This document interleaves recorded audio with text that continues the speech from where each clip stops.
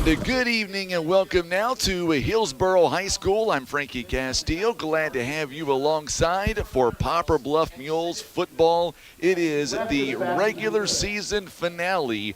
Hard to believe that we are already in this situation. Joining me here tonight, my dear friend Brian Rosner is with me in the broadcast booth. And tonight, Brian, it is hard to believe that we have made it to week 9 of high school football. It seems like just yesterday we were rolling into Festus for the Jamboree, and now it is the final regular season game of 2024. Yeah, it definitely feels like it's the end of the season. It's kind of cooled off, obviously, and there's a lot hotter back there in the Jamboree time. But yeah, it goes by quick. It really does, and tonight there's senior night going on right now for Hillsboro, which is why we went on a little bit later than normal. We wanted to be respectful to the PA address announcer who was right beside us. And I tell you what, Hillsboro has a lot of seniors. Their football team 64. 64 in all. This football team has 20 and just the football team. So they didn't get out here until about 28 minutes before the kickoff. So it'll be interesting to see.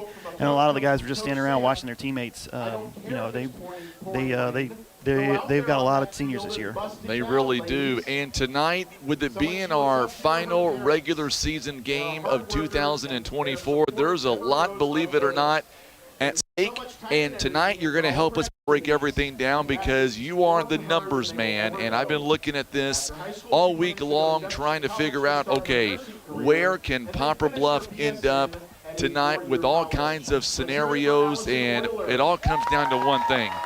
Right now, the Mules are a 7 seed in the district. If we want to move up at all, first and foremost, we've got to win here tonight. Yeah, you got to win tonight. It doesn't matter if you win by 1 or 13, but it'd be better if you win by 13. But you got to win tonight, and you're going to need a little bit of help. The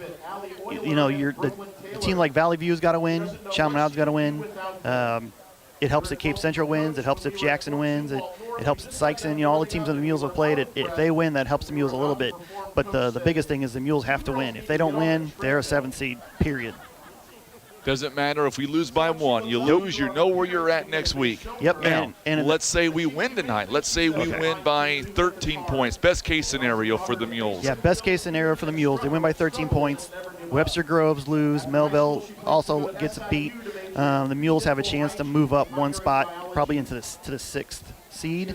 The big question is really who's going to be. Are they going to go to Cape Central to 2 seed, as the 7 seed, or are they going to go to the 3 seed? And the 3 seed's kind of the only one that's kind of up in the air because, right now Farmington is only is actually behind St. Mary's. So Farmington could leapfrog St. Mary's to that 3 seed if they win tonight, but that has to happen. And then obviously St. Mary's, Webster Groves, and Melville, they all play Class 6 schools, so they're getting a little bit of a bonus tonight. So that helps them. So it's definitely stacked against the Mules for moving up too high.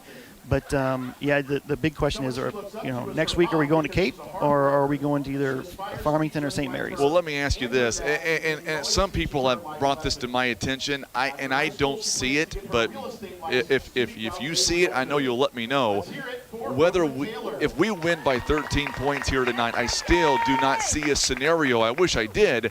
I don't see a scenario where the Mules can leapfrog enough to host coming up in week 10. Oh no. There's no scenarios where the Mules can host the rest of this from the playoffs on, unless some weird things happen in the 6 and 7 seeds end up in the final of district play. But that does give them an opportunity to host in this first round of state playoffs because they would be the only team to probably not have a hosted game, so that helps you down the road. But no, it's going to be on the road. It's a tough district. Everybody's kind of bunched together there. There's not much that really separates those teams from 4 on down or 3 on down, really. So, but it's those bonus points that Melville played 1, 2, 3, 4, 5, 6 Class 6 schools. Okay, so they're going to get bonus points for those. And we played 1, by the way. Yeah, we've only played Jackson. Right. So, and then Webster Groves, they got 1, 2, 3, 4, 5. They also have 6, but they only played 8 games. So, it averages a little bit better for them. In that regard. But it's going to be super close and super tight. But if you score a point, it's only worth like 0.5 won something. It depends on your schedule, but it's not very much to win by 1 point or 2 points here tonight. No, absolutely. And one thing about it is that I was looking at here tonight is we're going to get to the different scenarios coming up, but at least in my estimation tonight, it's going to boil down to, are we going to be at Cape? Are we going to be at Farmington, or are we going to be possibly at St. Mary's? And tonight we're going to try to give you updates on the Farmington game. Doesn't matter what happens at Cape Central. Going to be a wash there no matter what happens. Yep. I don't see Kennett getting that win, but I see Cape, going ahead and finishing out the regular season, a one-loss team. And obviously Cardinal Ritter will be the number 1 seed coming up. They'll get the first round bye. Last week, you weren't with us, and I tell you what, even though we took on Kennett, it was a momentum builder for the Mules, 39-0. Although I got to tell you, it was our defense that pretty much stole the show last week. It was incredible. Yeah, and special teams too. And special teams. Got a piece of that punt to kind of set things up early, and then return to punt. So yeah, if you want to build off that this week, and then obviously you come in here, you want to try to upset their senior night. This has been a group that they went to the state final last year. They've had a really good run here. They had a lot of seniors coming back from that team. They were kind of on a roll. They had a really tough schedule. That kind of they wanted to do to get them ready for the postseason, because there's two coins or two sides of that coin. Do you want to play a tough schedule and get better and see how good you are, or do you want to play this? You can only play the hand you're dealt. But I think this team is a lot better than the 4-4 record they bring in tonight, for sure. Sure. Absolutely. So let's talk a little bit about the Mules here and where we go from here. And I got to tell you, Mules coming in, I was looking at some of the stats here, just not only through Poplar Bluff stats, but really across Southeast Missouri. And Jay Edmondson, when it comes to quarterbacks, he is really in the top 3 as far as passing yards go, as far as touchdowns, interceptions. He really has had a fantastic season through the first 8 weeks. Yeah, and he's had a great career. He's up to like 3,400 yards, or 3,400 yards passing for his career. He can. I think he can move into this season. His season totals is top 14, 15. He can move up a little bit more tonight too. So, and he's had an outstanding career. He's leading the Mules. Running the ball too a little bit. Obviously passing. He's playing tough. We've had some injuries that kind of set us back a little bit this year. Obviously missing some guys here and there, but that happens to every team. Hillsboro's got that issue tonight. Their starting quarterback. Yes. We're kind of wondering if he's going to go or not, being at senior night. He's not going to go. He's not going to go? I can already tell you that he's not going to go. All right. No, he's not going to go. So, but then our backup quarterback's pretty good. He put up some good numbers against Chaminade last week. So he most certainly did. You're talking about Braxton Chazelle, and this young man overall this season, 11 for 17, 248, 2 touchdowns, 1 interception. Quarterback rating at 122.8, but like typical Hillsboro teams, they love to run that football. Yeah. 23 rushing touchdowns. Their team is averaging about 8 yards per carry. And I tell you what, this is the Hillsboro of O teams. If the Mules want to be successful, the defensive line is going to have to be strong tonight. I say the Mules are giving up 5.7 yards per carry on defense, and so they got to stop the run. I mean, this time of year, it's all about stopping the run, running the ball. Demanding. The offensive line take over of the team of the game, and kind of leading your team in the postseason, because it's a lot easier to run the ball between the tackles than it is to throw it around. And good things happen when you can run the ball. So stopping the run is going to be huge tonight for the Mules.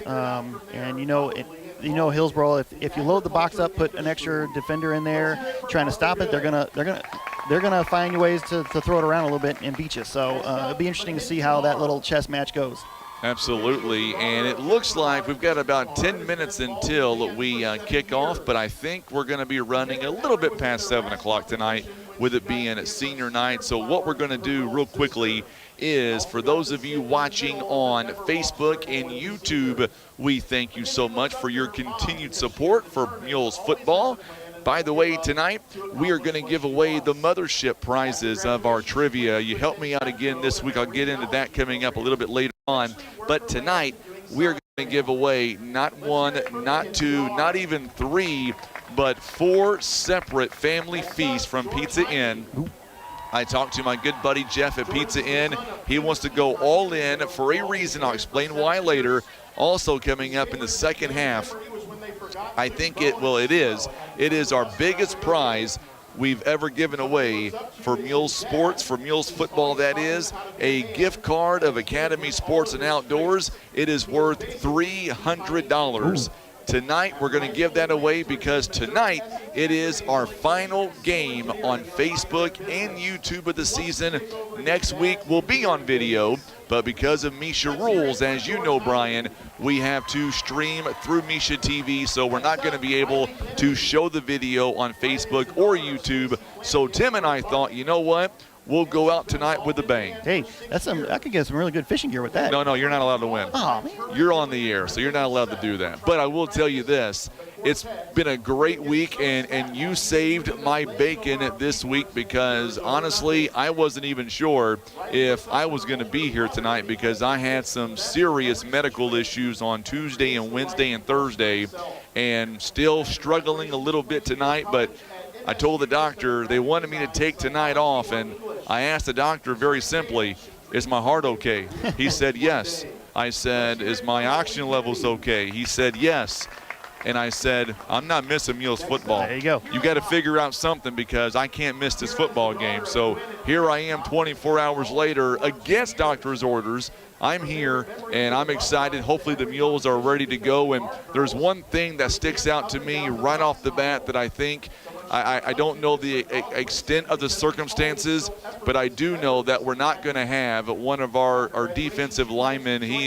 Or not defensive lineman, but one of our defensive backs, and that is Connor Stevens, and he brings a big play to the Mules. Yeah, he's leading the team in tackles with 67. He's had, 32 solo tackles, which also leads the team. I mean, that's a guy who's in every. The linebackers are always big on the tackles for the Mules because they kind of lead the defense, and he's done an outstanding job with the Mules the last couple of years. And he's not dressed tonight, so that's gonna open up a spot for the Mules. Somebody's gonna have to step up and be that go-to tackler tonight for them because they're really gonna need to stop the run. Oh, they really are for sure. By the way, Stacy Rommel watching us right now. Miss Chappelle tuning in on Facebook as well. Brandy Morey says, let's get it done. Dennis Hayes says, let's go Mules. Our good buddy David Hadley was going to be here today, but he could not be here. Instead, he is going to be taking in the Central Park Hills game against Farmington. He'll let us know the score there. And thank you so much, Brandy. I appreciate the kind words. No way I was going to miss this football game. Only way I was going to miss it is if I was in the hospital somewhere, but that's not the case. So let's take a break real fast on Facebook and YouTube and the radio. Let's step away for, let's say, 2 minutes. We'll come right back and we'll continue live with our pregame show. It's all being brought to you by Mossy Oak Properties in Poplar Bluff. Back in 2 minutes on the Southeast Sign and Graphics Mules Radio Network.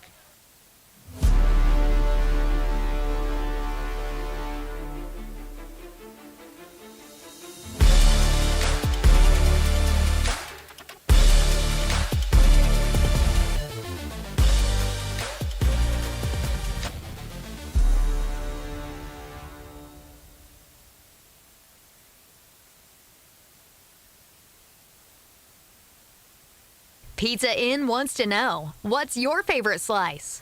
Is it our classic Supreme in all its warm, cheesy goodness? Or maybe it's the Meaty Max with its perfect combination of flavors and textures. And don't forget the fan favorite chocolate chip cookie dessert pizza, a mouth-watering masterpiece.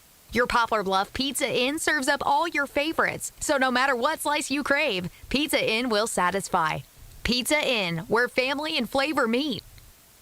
Baldwin Toyota presents the benefits of owning a Toyota. Fuel efficiency. Toyota pioneered hybrid technology combining gasoline and electric power for optimal fuel economy. Reliability. Toyota vehicles are known for their durability and longevity, reducing the risk of costly repairs.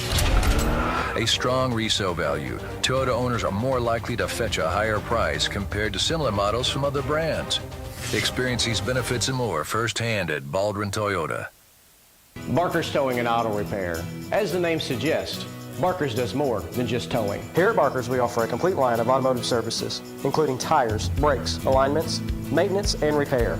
And for our car enthusiasts, you'll enjoy our speed shop for quality performance parts. We are locally owned and look forward to earning your business. And for those times that you need a tow, Barker's Towing is available 24/7 for all of your towing and auto recovery needs. It's Barker's by request, 573-785-7811.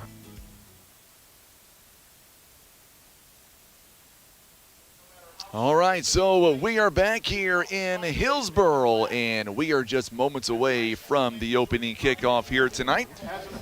Brian says, no, we're not. Listen, I'm trying to be nice here, Brian. I'm trying to bring optimistic here to the broadcast. They got a long way to go. They're getting close. They're getting pretty close. I would say we're not going to start right at 7, but we'll be close. That's all right. I was thinking originally around 7:20, but I bet we're before then. Oh, yeah, for sure, for sure. Yeah, we'll be there before then. Let's talk about the Mules here. Let's talk about some of what we're going to be expecting here tonight. And the Mules, here's an interesting fact for you, Brian. The Mules this season are 0-4 at home. We are 3-1 on the road this year. When is the last season the Mules had a better road record than a home record? Man, I could look it up if you really want to know. No, I want to know if you know top of your head. Oh, gosh, no. It's tough to win on the road, and this team has been pretty resilient on the road. I don't know. You know, every team's a little different. It just depends on, some guys just like to get out, not having that home crowd, a lot going on. They don't you get out of school a little early, you get on the road, you're with your team, they usually stop somewhere for lunch, for a snack, and then, get here early and, get everything right. So they're being on the road is can be a good thing or a bad thing, and I've seen teams really struggle on the road, with Poplar Bluff, but I've seen them, this is one of those that they just really like to be on the road. On a side note, you're sitting next to the scorekeeper, so if that score starts getting lopsided, you need to go over there and punch a few numbers in and kind of mess him up a little bit. Well, luckily, they have the same system we do. So they do. You know how to work that, absolutely. So what I was going to say is I was talking to Coach Manning earlier on, and the mood for the Mules team is excitement. I mean, they come in here, and I would say by talking to the team, to the coaching staff, they feel like that we're the underdog, but by talking to the team, they're just excited to be here. So this time of year, your teams are either ready to hang them up or ready to, do not hang them up. And the teams that want to fight and keep playing and are having fun, they're going to work hard in practice. They enjoy what they're doing and being around their guys. They're not going to let their season, just end. And so, like I said, they're going to build off last week's win. They're going to build off of what they can do this week. They're a good road team, so they don't mind the road ahead of them.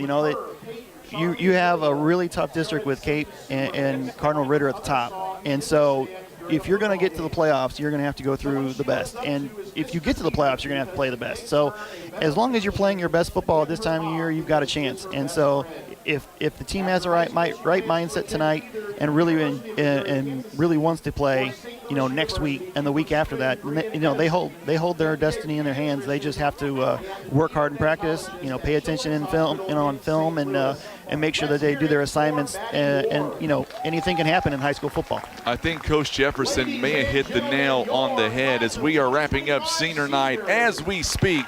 But I think Coach Jefferson said it best, and that is the fact that, tell you what, Tim down here, he's exhausted. He is the PA announcer for Hillsboro. He is exhausted, folks. He's got a tea in his hand. He's got some other items, and he's a rock star in my book. Yeah, that's a lot of names. That's a lot of names indeed. And I was going to say that talking to Coach Randolph and Coach Jefferson earlier on, Mules are 5-4 against Hillsboro going back to 2010. We've lost 3 games straight. But both coaches tell me that what a night to break a losing streak than right now. And Hillsboro's had some really good teams the last few years. They've had some great teams. And this year's is no different. So it's a tall task, but like I said, they stop the run and make them throw it, and then make some. Obviously, you got to force some turnovers and take care of the ball yourself. Score some points. I mean, it could be a track meet. This could be a high-scoring game, and anything happens after that.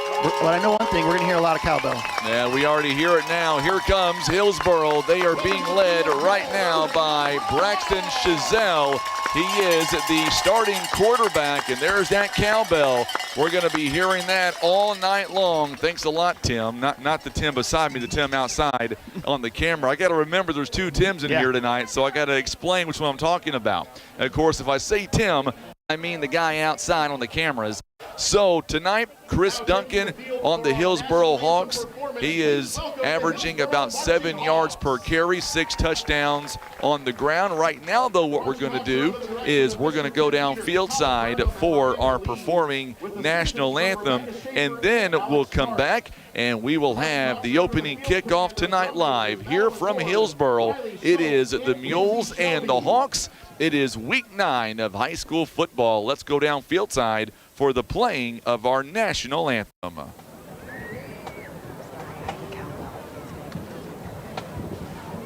Yep, there's my baby on crutches. Good. He tore his ACL in August. He had surgery. It was 2 weeks ago. Or was it 3 weeks? It'll be 3 weeks. It'll be this coming Monday. So we'll have the national anthem here coming up as the marching band. If you're watching us live, now we'll go downstairs for the national anthem. Ladies and gentlemen, we ask that everyone please stand, and gentlemen, remove your hats as the Marching Hawks honor America with the playing of our national anthem.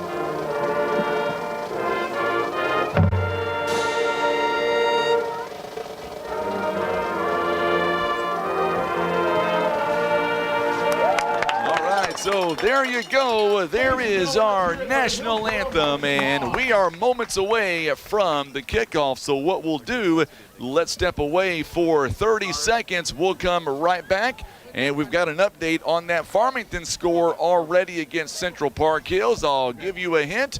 Farmington scores on the opening play. We're coming right back in 30 seconds on the Southeast Sign and Graphics Mules Radio Network.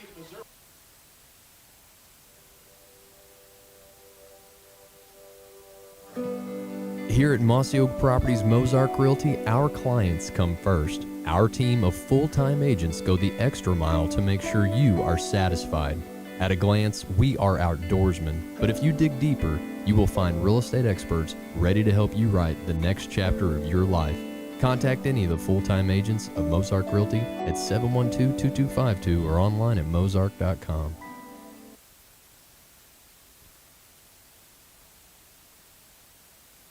All right, so we are back, and we are just a few moments away as we see the captains right now as they are heading out to midfield, and we will have the coin toss here in just a moment. So I'll ask you, Brian, if the Mules win the toss tonight, being on the road, you know it's a must-win game now.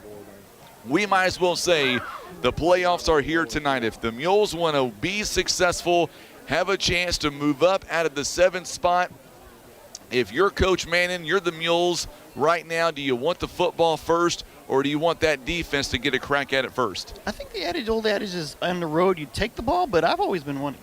I want the ball in the second half. You know, I want to know that I can score at the end of the half and then come out with the ball. That's always nice. It just, I don't know. Everybody's got their own opinion about that.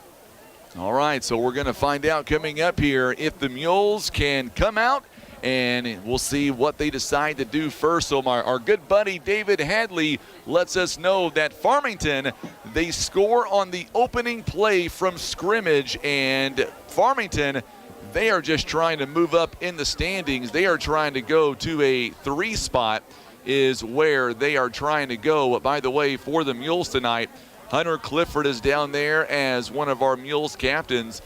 And I can't see, I believe Trent Anders is another. I'm not sure if that's Trent on the far right side or not. Yeah, it's 71.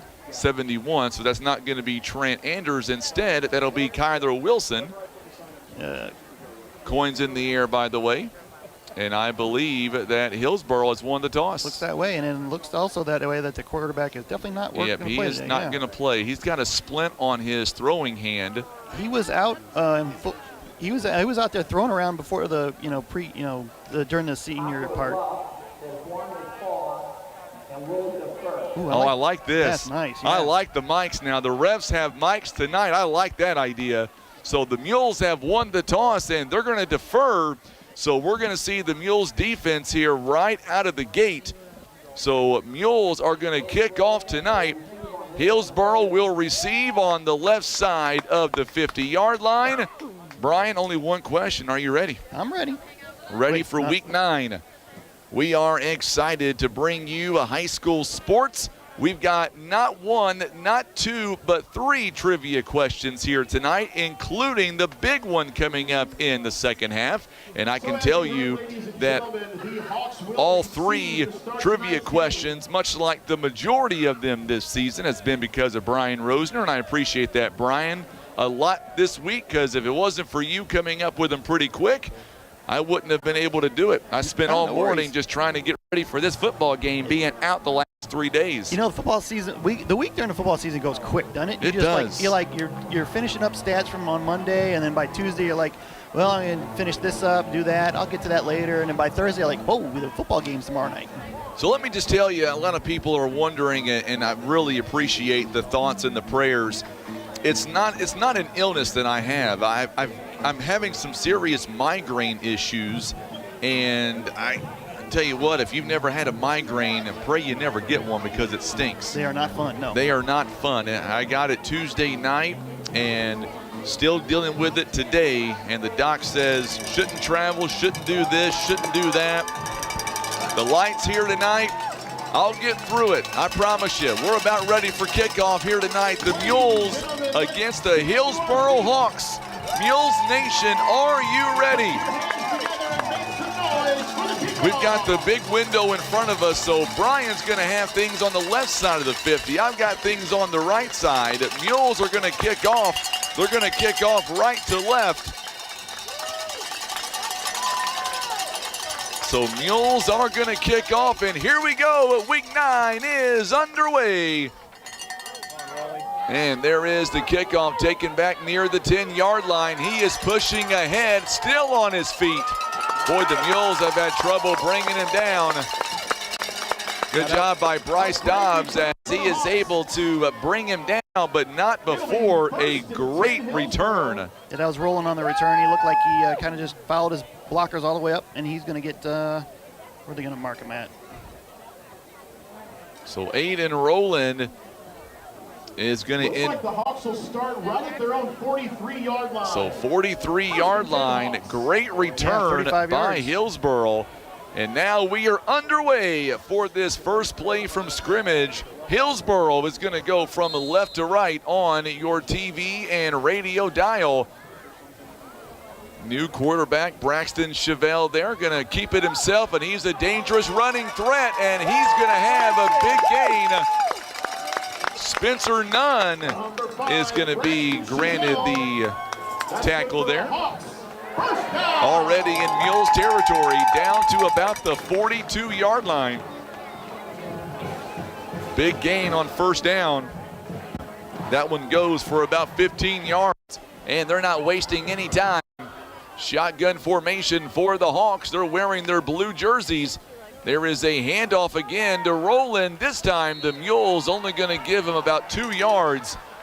Good tackle there by the Mules. So quickly, second down and about 8 now. Second down and 8 for the Hawks. make sure and hit that share button for us, and you'll be eligible to win that big gift card coming up tonight in the second half. Let us know where you're watching from. Rebecca Osborne tuning in. Quarterback, the ball's loose. Ball's out, yep. And I believe the Mules, nope, maybe Hillsboro may have recovered. Boy, good job there by Hillsboro, able to fall on it. Brings up third down, though, third and long. It does bring up third down. Got something out of it. Number 5, Braxton Chazelle. So Chazelle recovers. That'll bring up 3rd and 5. Third down and about 5 for the Hillsboro Hawks. Big third down coming up. Chazelle gets it, and good tackle by the Mules. He'll be short. But they're in 4-down territory here, so. In Phillips. They got enough of it to get a nice short 4th down coming up. They're going to mark him down 34. Just inside the 35 to the 34, so a 3-yard gain. So 4th down and about 2. I agree with you, Stacy. Could not agree more with that comment. We'll hear it all night, I can promise you. It's going to be a quarterback keeper. He's got a 1st down and much more. He'll be inside the 30 to about the 28-yard line. Good run by Braxton Chazelle. Chazelle gets a 1st down. All right, David, you keep us updated on that Farmington ball game. Farmington leads by 7 points early in the contest against Park Hills. One thing about Hillsboro, they love to run the football and take time off the clock, dictate the momentum, and we're going to get a whistle here. Let's go down. So timeout called by the Hillsboro Hawks, and with that timeout, they've got 2 timeouts left. What do you say, Tim? Let's do our first trivia question of the night. It is a free large family feast from Pizza Inn. We said it earlier on, it is playoff time. So how many times have current SEMO conference teams reached the state championship game? Is it 8 times? Is it 10 times? 13? Or is it 16 times? Current. Let us know your answer. Current. Current. Be sure it's current. Yeah, how many times have current SEMO conference teams reached the state championship game? So there is the question on your screen. Give us your answer, and we'll have an answer before halftime tonight. We've got 3 trivia questions up for grabs. 2-man in the back of the field there, so you got some options to go, and they're bringing a man in motion. I believe it's going to be a quarterback keeper, yep. No, he's going to hand it out. And Roland is not going to get far. Good assignment. And I believe he may have lost a yard there. Maybe back to around the 30-yard line, maybe 31. They're going to spot him at the 30. They're going to spot him at the 30. So Spencer Nunn with the tackle. And that's a good play on the option there. You got to stick with your guy and not take the bait, especially if you got the quarterback, because that's where you can lose your man if you're looking at the ball and thinking he's going to keep it. There goes. Good job there by Colt Clifford. Glad to see him back in the lineup as Chris Duncan. He's going to be near the 1st down marker. He got it too, I believe. Yeah, going to spot him. Well, it's going to be close. It's going to be close to a 1st down. Nope, we're going to mark him. He's a little short. A little shy. But it's still 3rd and an inch. He's all the way down to about the 19-yard line. So it's going to bring up 3rd down and less than 1. 3rd down and less than 1.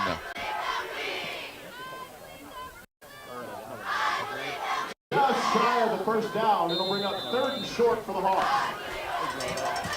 Definitely 9-10. Sneak it in there right up the middle here. Nope. Going to be this one handed off the middle, and Duncan is going to power his way in for a 1st down. Isn't that always the way you're looking to stop them short, and they kind of push their way through to the side there and get the extra yardage?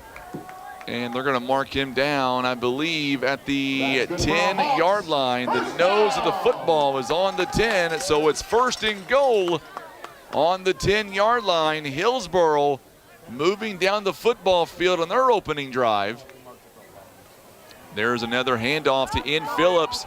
This time he is brought down. Alexander Larkins was ready for it, and it's going to be a loss that time. Handoff to number 17, Ian Phillips.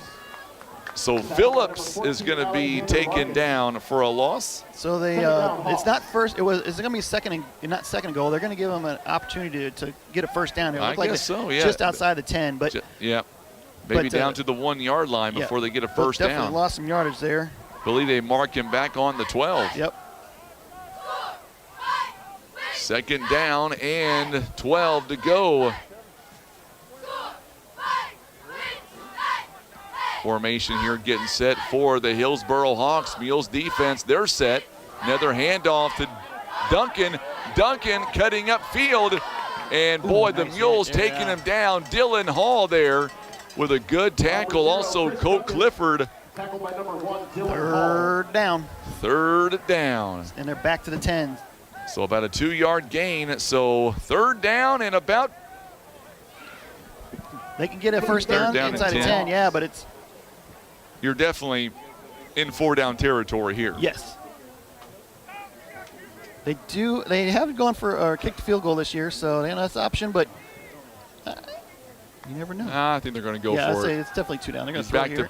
He thought about it. He's going to go upfield, and he is going to go inside, and he will get all the way down to the 1 yard line. Yeah, marking short. Number 5, Braxton Chazelle, just short of the touchdown. But that's going to be a first down. Yes, it is. Yeah. That's the old 9. It's a 10-yard play, but he only gets the half the yard. So, well, they're looking at it.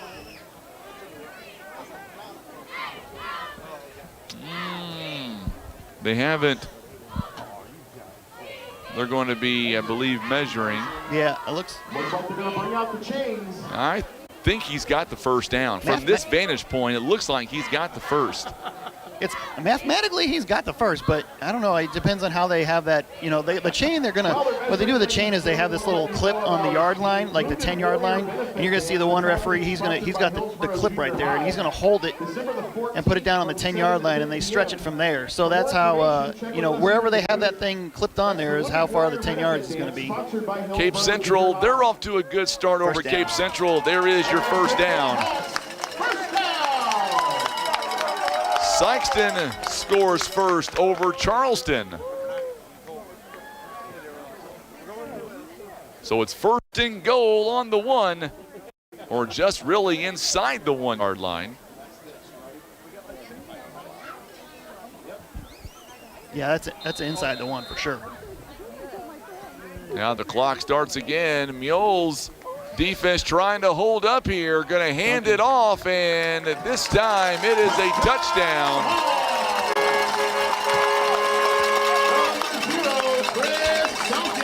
So Duncan with the touchdown, his 7th touchdown of the season.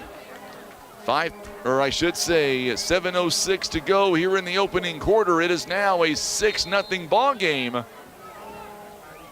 The extra point attempt coming up by Caleb Arnold. Of course, Mr. Arnold here is the son of Tim Arnold, who is the PA address announcer here for Hillsboro. This one is no good. It remains a 6-0 game. We're back in 30 seconds on the Southeast Sign and Graphics Mules Radio Network. Tired of wondering where your meat comes from? Country Road Market has the answer. We're bringing the farm straight to your table.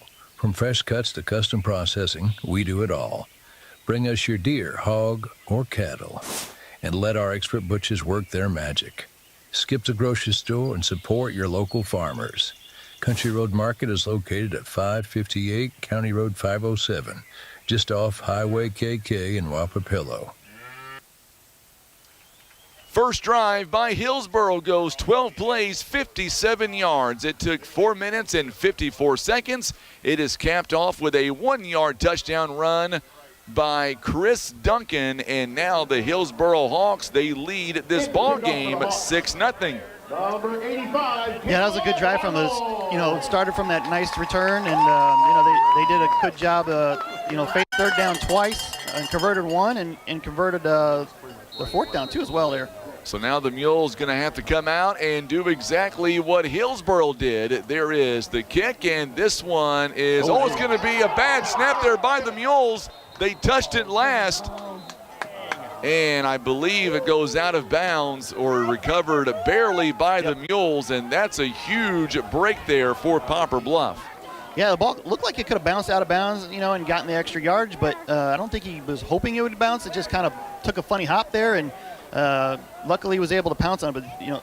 But Hillsboro definitely that was a design play, because they were streaking down to that spot and looking for the recovery. 2 yards and a return. So the Mules are going to have to go the length of the football field. They will have it 1st and 10 on the 15-yard line. So now we'll see the Mules offense come out for the first time. And let's see what Poplar Bluff is able to do with it on their first set of plays from offense. Yeah, hopefully a nice long drive here. Give your defense a rest. Edmondson, he is going downfield. First throw is no good over the head of Colt Clifford, or make that Devin Ferguson.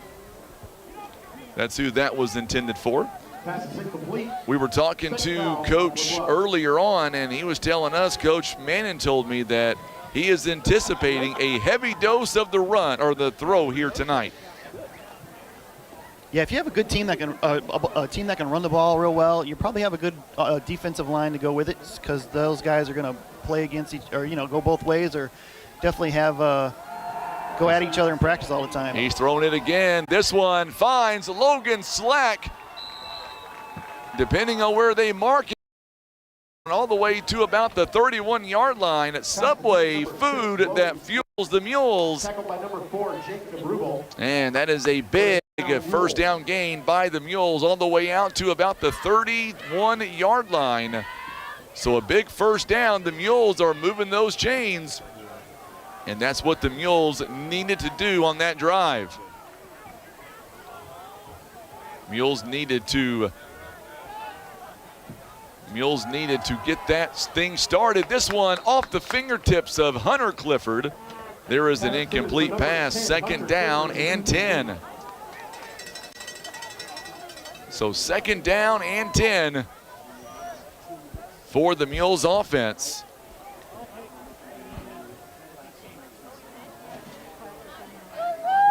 It is now a 7-6 ball game.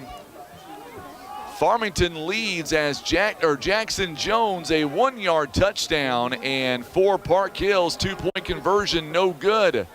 Farmington leads by 1 point. Edmondson's going deep. He's got a man. Oh, Hunter Clifford, it was in his fingertips and he just drops it. That would have been 6 points the other way for the Mules.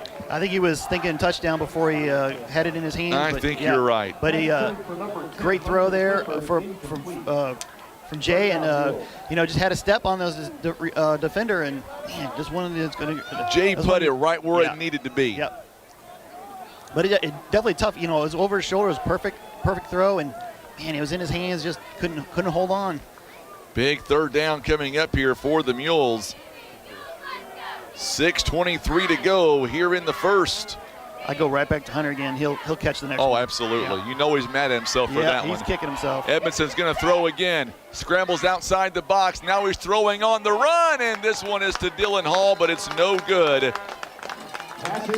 And we were told that we're going to see a heavy dose of the pass here tonight, and that's what we've seen in the opening drive, but it's going to stall on the 31-yard line.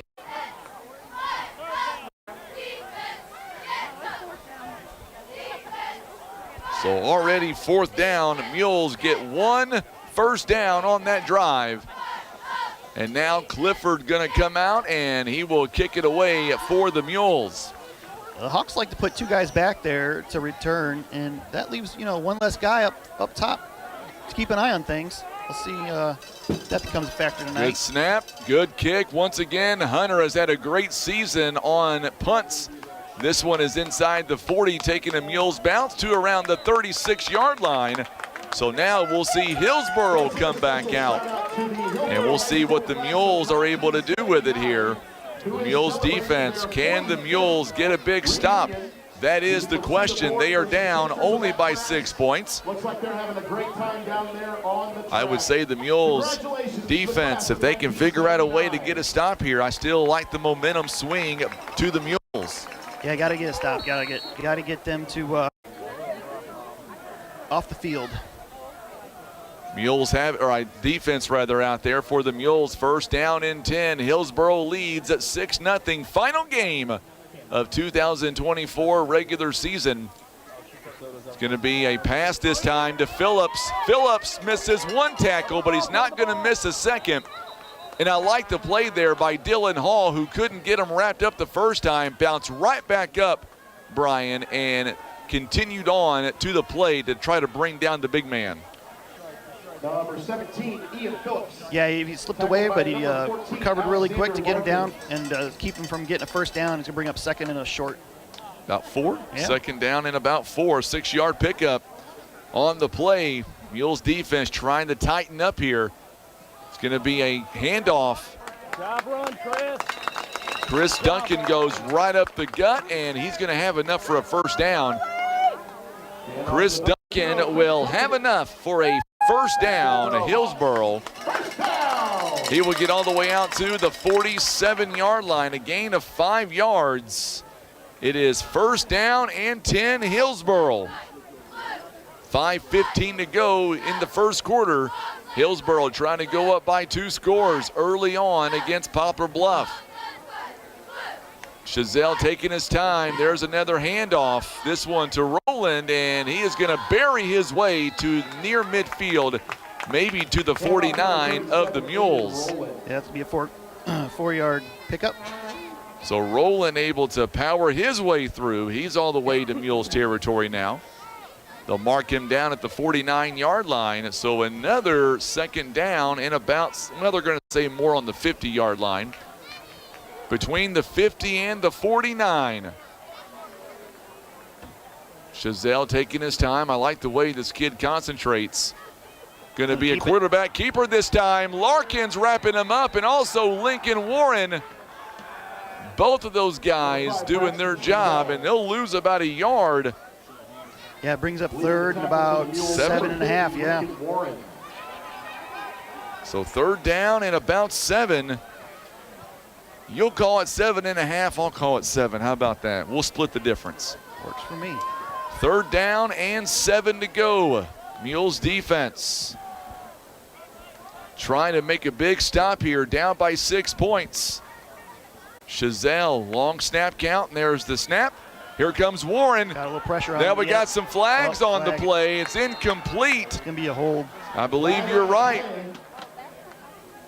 To the left side there, off far side. Let's go down field side here and see what the call. It's going to be a hold. Hold on the offense. Is holding against the Hawks. You can either take it at the keeper. It was an incomplete pass, It was an right? incomplete pass, Yeah, so it'd bring up fourth down, but I think the Mules are going to take the yards. Yeah, we'll take it. Yeah, they're going to take the yards.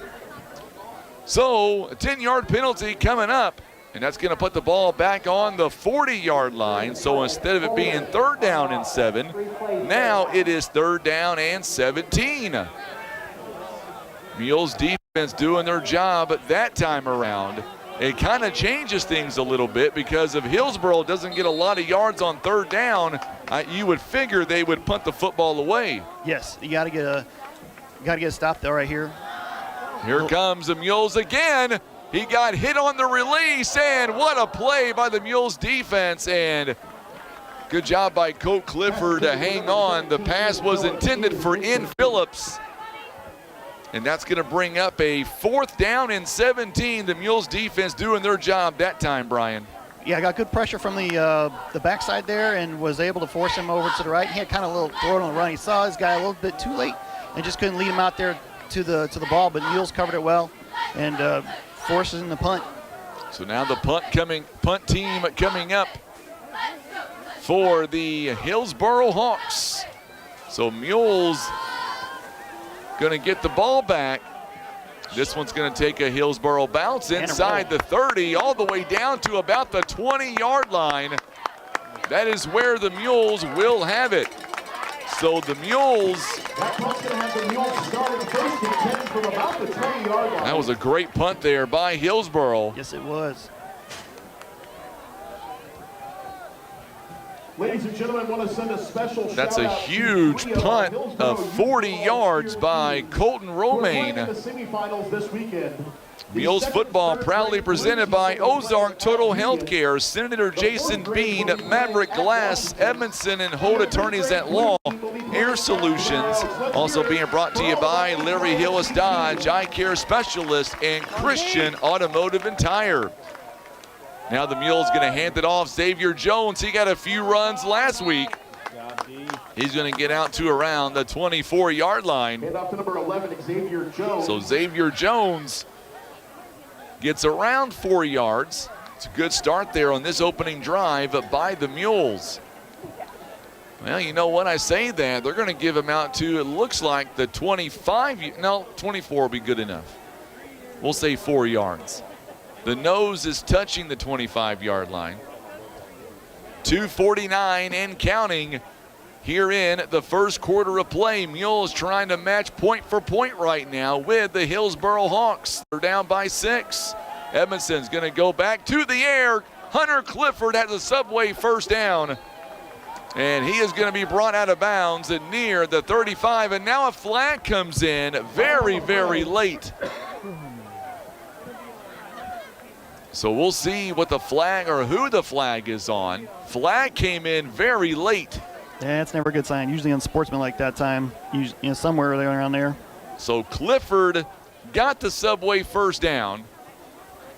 And I believe he was going to be marked out of bounds at near the 34, 35-yard line. The officials talking to the Mules coaching staff.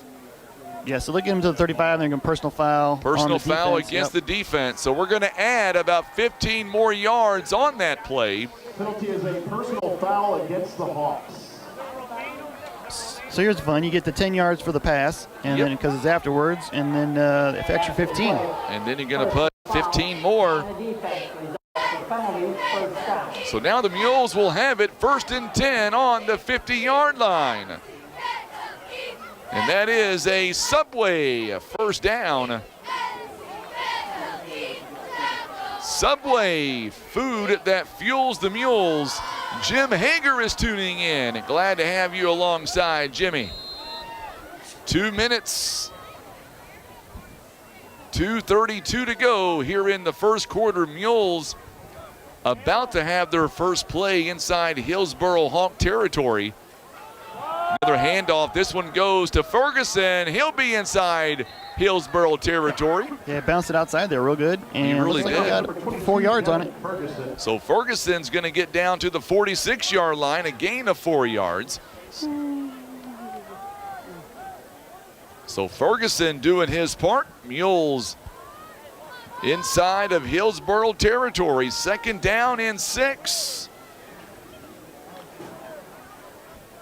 2:26 to go here in the first quarter. Make sure hit that share button for us. We'll put that trivia question back on the screen momentarily. Edmondson back to throw. He's going straight downfield and just out of the reach that time again. It was intended again for Hunter Clifford. Third down and 6. He's going to catch one of those tonight. I can almost assure you of that. And the linebackers there for Hillsboro, they're dropping right away. They're knowing this Mules are going to be throwing here. And so, you know, he was able to get a step on his defender, but just couldn't quite get to the ball. Edmondson 2 out of 7 tonight, just 26 yards of offense through the air. Big third down and 6 coming. Ferguson's going to run it. He's going to be stopped shy of the first down marker, but I would imagine it's going to be about 2 yards shy. I would say we're going to go for it here on fourth down. Definitely have an opportunity. It's going to be, yeah, definitely 2 yards to the 42, inside the 42. Yep. It's going to be fourth down and about 2. John Francis says the Mules are moving. Yes, sir, they are. Mules are averaging 4 yards a carry, so why not? Go for it. I agree. Why not? Get you an update.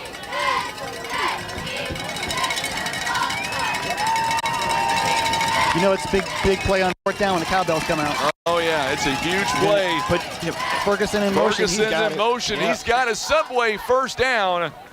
So Ferguson is going to get inside the 40-yard line to about the 38. It is another Subway first down. That was a nice pickup there. That's a big play for him. Big play indeed. Kind of surprised by this score just a little bit. Jackson right now, 23-0 over Festus. I kind of thought that score might be a little bit closer. No. No, he's like, no. I say, and they picked up 4 more yards there. Yes, he did. First and 10. Mules have it first and 10, 38-yard line. This time going to Logan Slacken. He'll make the catch, and he's going to be near the 30-yard line. Number 6, Logan Slack. So Slack, his second catch of the ball game. We have a score update from Jackson High School. Jackson 23. Second down and 2. Boy, they love that here in Hillsboro. They're not big fans of Festus, no. I will keep you updated all night long on that score, I can assure you. They do. They are not fans of Festus. No. Nice replay by Barker's Towing and Auto Repair. Good job, Timmy, on the instant replay out there. He is outside the box, by the way. All right, Brian, they're on your side, the 50-yard line. You may be taking over. Edmondson looking to throw. Got plenty of time. He is going toward the end zone, and the Mules are going to be picked off. Yes, it is. It's going to be a touchback.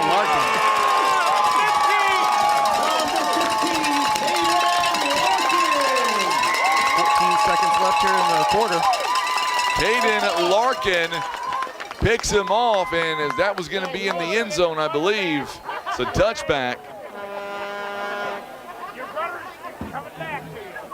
So it's going to be on the 20-yard line of Hillsboro. So Mules will turn it over with an interception.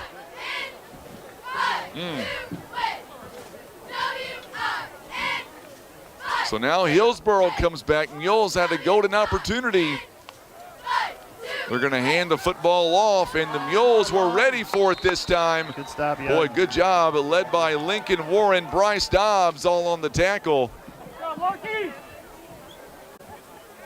Mules were ready for that one as number 37, Aiden Rowland, was going nowhere. And that'll be the end of the first quarter. So we'll step away for 30 seconds and come right back. It is a 6-0 ball game on the Southeast Sign and Graphics Mules Radio Network.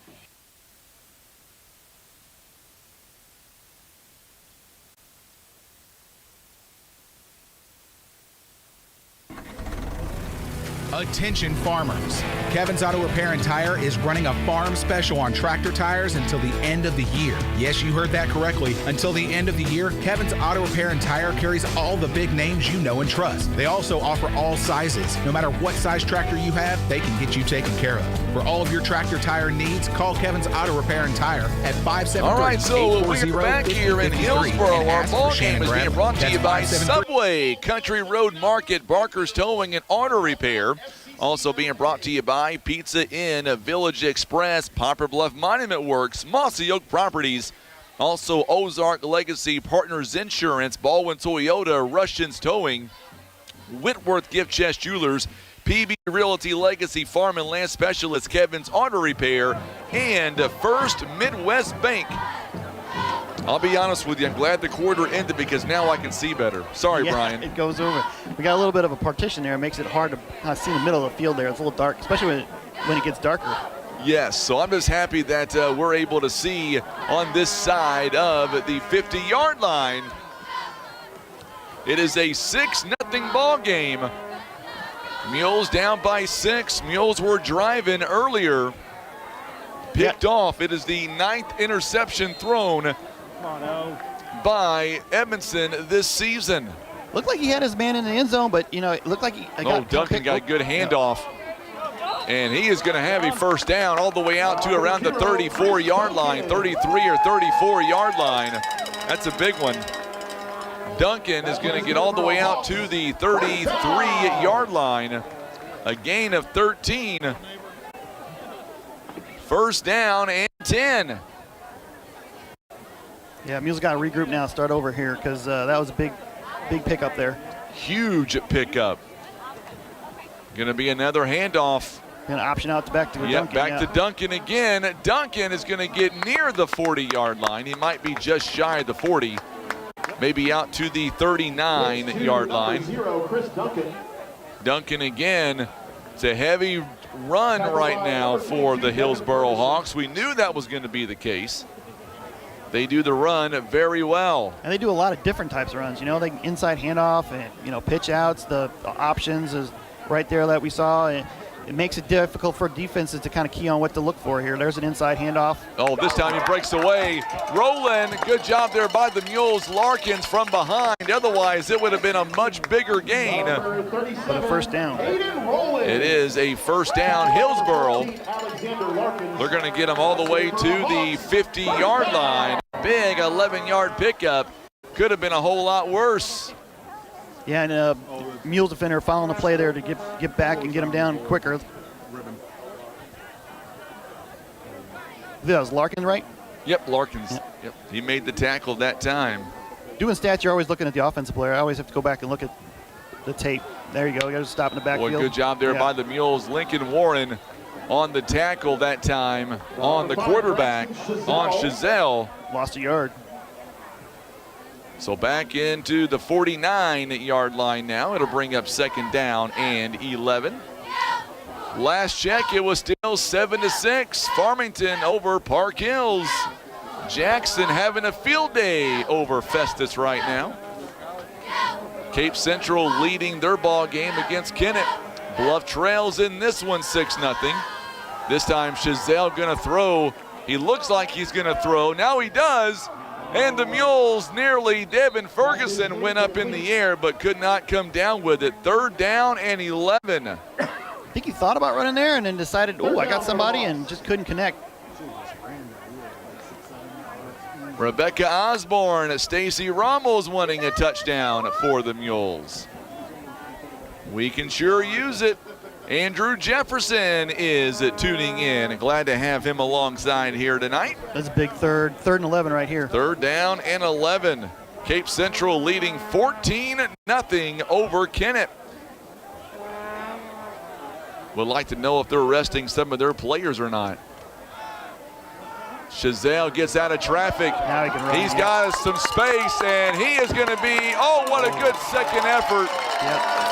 Yep. Because of the second effort, he's going to have a Hillsboro first down. Yeah, there was nothing there in the pass game, and he tucked it under and ran, and you know, the extra effort made it an easy decision for coach because he didn't have to think about whether going for it on fourth down. Nope, 13-yard pickup all the way down to the 38-yard line. Mules trail 6-0. Mules defense trying to make a big stop. But, man, they're going to have to make a big one here. First down and 10. There's a handoff. He had some blockers there that took care of things. So Roland this time, as he's able to get some blockers out in front. Number 37, Aiden Rowland. Gets him down to the 32. About a 6-yard gain. Tackled by number 51, Grant Wood. So Grant Wood in on the stop. Yeah, he was able to fight through traffic there and head upfield just enough at the right time to pick up the yardage. Aiden Rowland, 22 yards on the ground so far. There's another big yard. Oh, good job there by the Mules. He runs into a brick wall. But he got a first down. In Phillips that time around. Or make that Duncan, rather. There was two of them there. Yep, get to the 25, so yep. First and 10 again. It is a first down, a 7-yard pickup. Duncan has 54 yards on the ground on 8 carries. Chazelle this time, another handoff to Duncan. This time the Mules trying to stop him. Boy, I tell you what, Andre Aguilar still going to get about 5 yards on the carry. Yeah, tried to punch the ball out too, was unsuccessful. Yeah, yep. But second down and 5. The Hillsboro Hawks now with 117 of total offense. The Mules only have 50 yards. Make that 122 yards, rather. Three-man back, or three in the backfield now, and they got a lot of options to go with. They're going to go with the. They're going to give it to Rowland again. Yep. This time, Devin Ferguson in on the tackle. The first man through to make the tackle for Poplar Bluff, I believe, is going to be Grant Wood. Grant Wood and Bryce Dobbs all on the tackle. Picks up a yard and going to give him 3rd and 4. So big 3rd down. You know it's going to bring up 4-down territory here. Chazelle now under center, and he's going to hand the football off, and there's a 1st down and then some. Look how far their offensive line is. My goodness. Yeah. He is all the way down to about the 8-yard line. That's good for the Hawks. 1st down. That is about a 9-yard pickup on 3rd down and 4. And bring up 1st and goal for him, too. 1st and goal.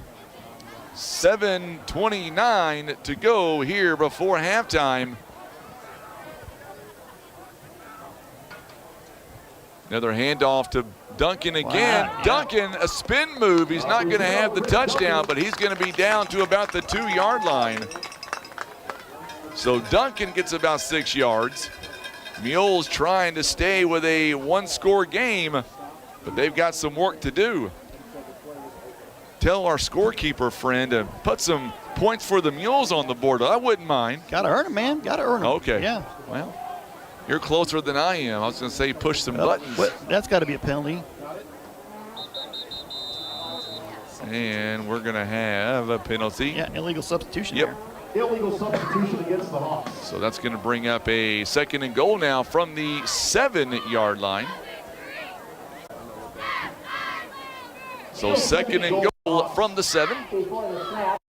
Our ball game is being brought to you by First Midwest Bank, Kevin's Auto Repair, PB Realty, Legacy Farm and Land Specialist, Whitworth Gift Chest Jewelers. Also being brought to you by Russian Towing, Baldwin Toyota, and Ozark Legacy Partners Insurance. Proud supporters of Poplar Bluff Mules football. Mules trail 6-0, trying to keep it that way. Browning, or make that Duncan. Duncan is going to get inside the 5 to about the 4. So about 3 yards on that. 3rd down and goal. 6:22 to go. Mules have all 3 timeouts. Hillsboro's got 2 timeouts. Mules 3rd down defense here.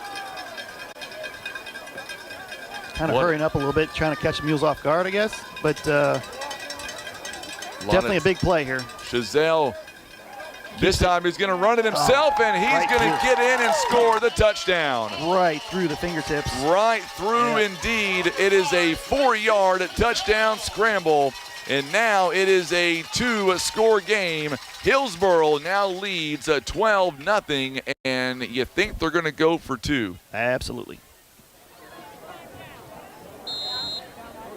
So now they're going to line up. It is a 12-0 ball game as Hillsboro scoring here. We'll give you the drive information here in just a bit. They're going to line up and go for 2 now. And we may get a timeout by Mules. Yep. It is going to be a Larry Hillis Dodge timeout. Let's step away 30 seconds. A Larry Hillis Dodge timeout on the Southeast Sign and Graphics Mules Radio Network. Do you feel that rush of adrenaline? That's the feeling of over 100 years of Poplar Bluff football excellence. Let's make some history. Touchdown!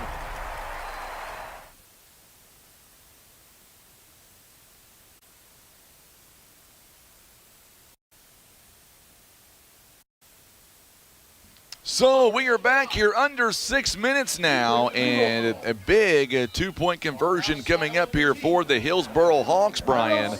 Mules down by 12 points. They would love to keep it just 12 points right now.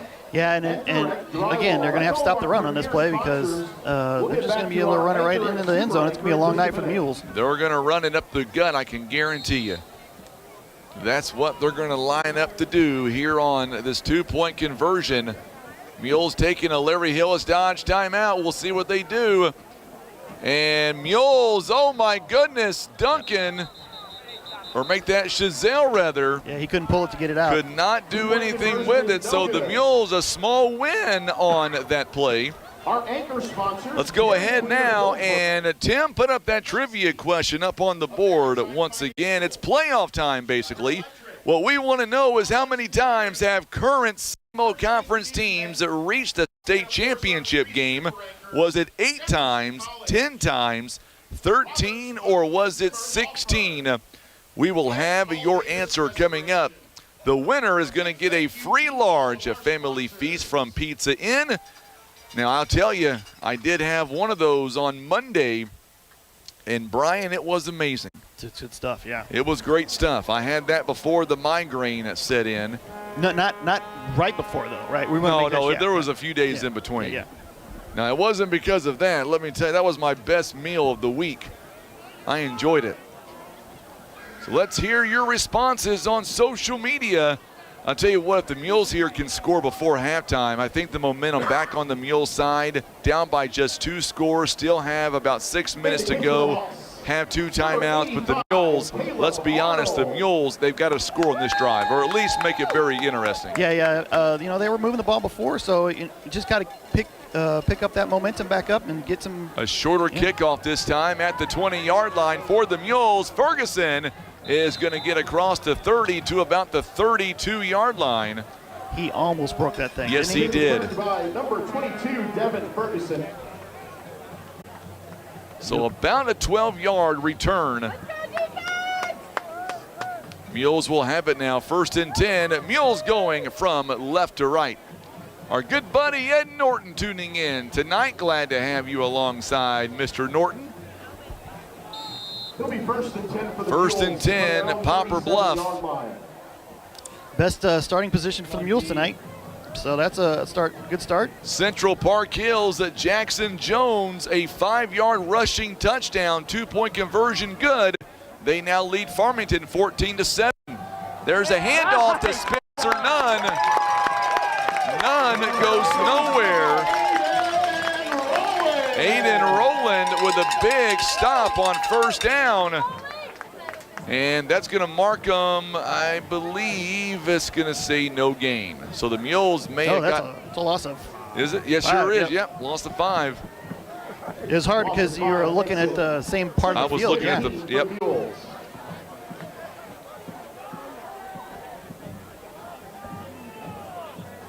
So now you get yourself into backing yourself up behind a throw-in situation, and they know it, so they're gonna bring a little pressure here from the linebackers. There is the first catch by Hunter Clifford, and Clifford is going to keep going. Yep. He's got a Subway 1st down, slung out of bounds. You gotta like that he cut back inside to fight for the extra yardage instead of just going out of bounds. That way he ended up getting the 1st down.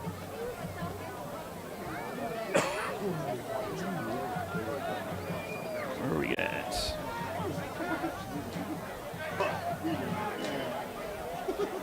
So, 23-yard pickup, Yep, 23-yard pickup on a 2nd down and 15.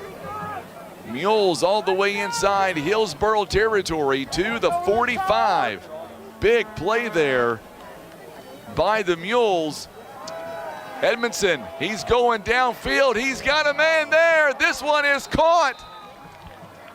It is Logan Slack. And Mules have it inside the Baldwin Toyota red zone down to the 14-yard line. Yeah, Hillsboro defender didn't pick up the ball, didn't know it was coming. Slack was able to track it in, catch the ball, and unfortunately fell, but got the big yardage. That's a huge gain all the way down to the 14-yard line, 31 yards on the catch by Logan Slack. That is his biggest catch of the season. Previous was 23 yards. And now the Mules inside the Baldwin Toyota red zone. Edmondson going again, high to Logan Slack, and it's another catch. Wow, he got that foot down. That was amazing. Boy, so far, very, very early on, Logan Slack is the intended target on this drive. He must like a matchup there that they're seeing. Coach Bruce has probably saw something he liked at that previous drive. He is all the way down to the 2-yard line. That is another Subway first down. Mules inside the red zone 67% of the time. Ferguson's going to walk it in the end zone. Touchdown, Mules. That's a big drive, and a big answer. That's a huge answer. Now that deserves some booms and some firework emojis on Facebook. Let's hear it from you.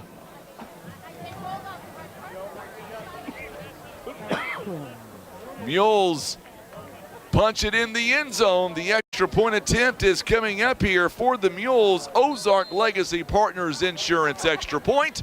Hunter Clifford trying to make this a 12-7 score. Here's the kick. It is up and it is good. And the Mules now, they trail by 5 points.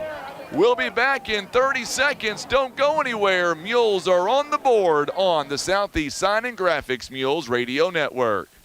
We know that having a strong defense is key to winning any game. And that's why you need Edmondson and Holt, attorneys at law, by your side. Just like the Mules face challenges with grit and determination, Edmondson and Holt will handle your legal matters with that same drive and commitment.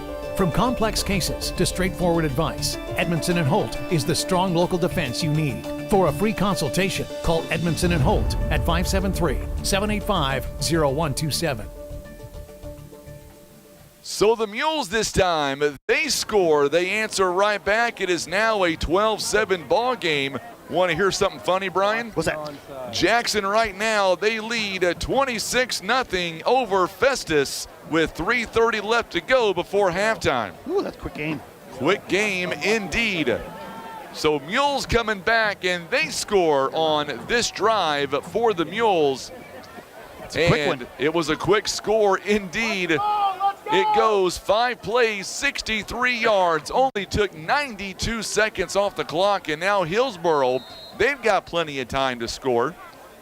They like to, let's let them give them like 2 yards here, 2 yards there, and make them earn it. Ooh, short kick going low, yeah. Very short kickoff. Boy, good job there by Hillsboro to fall on it on the 38-yard line. Well, that was great positioning there by Hillsboro. They were ready for it, it seemed like. They were not taken off cue, that's for sure. So Hillsboro will have it 1st and 10. They'll have decent field position. So 39? Wait, 36? No, 30. I can't see. I think it's going to be around 30. Say 38 here on the board.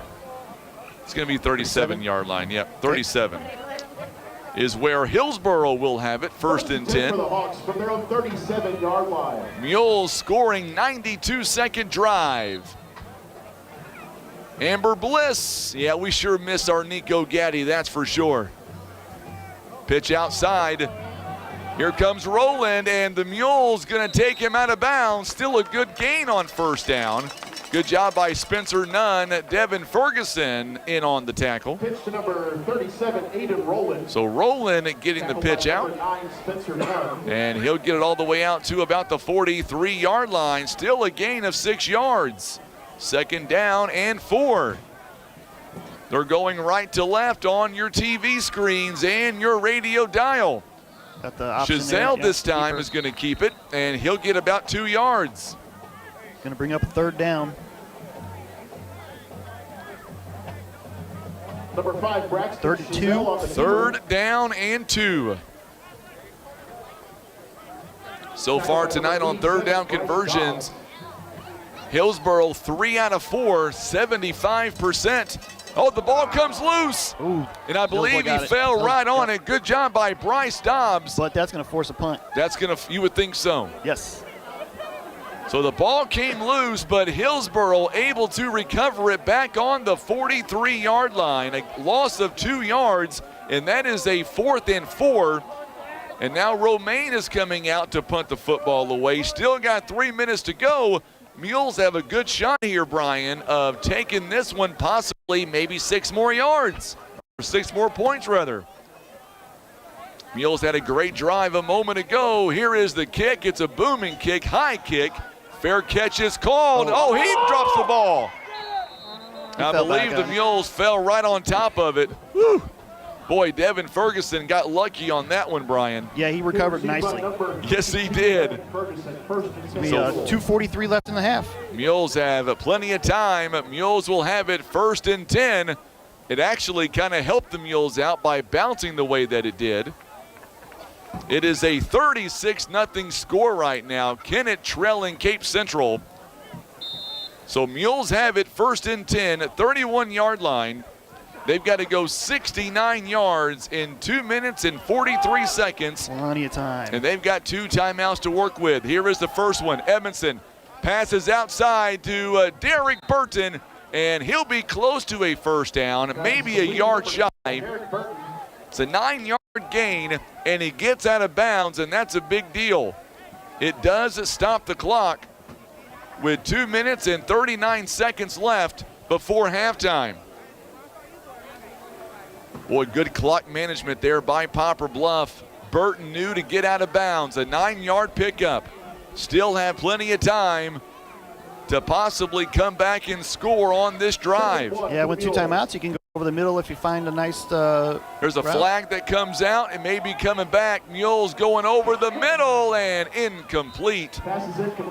It was intended for Spencer Nunn.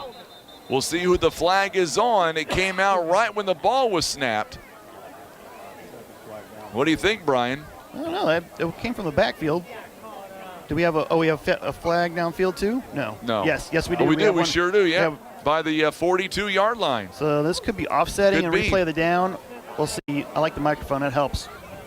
There are 2 fouls on the play. Illegal shift on the offense. Pass interference on the defense. Those penalties offset. Well, I do like the mics. I love the mics. Illegal shift and then the pass interference on Spencer Nunn. So we're going to offset those penalties, and it's still going to be 2nd down and 1. Do-over. Do-over. Just lost a few seconds. There's 2:32 left. 2:32. Yep. I do love the mics. There's a handoff. This one to Caden Jenkins. It is a Subway first down. And he's out of bounds. And he is out of bounds as well. So Jenkins getting his first carry of the ball game. And he will get all the way out to the 46.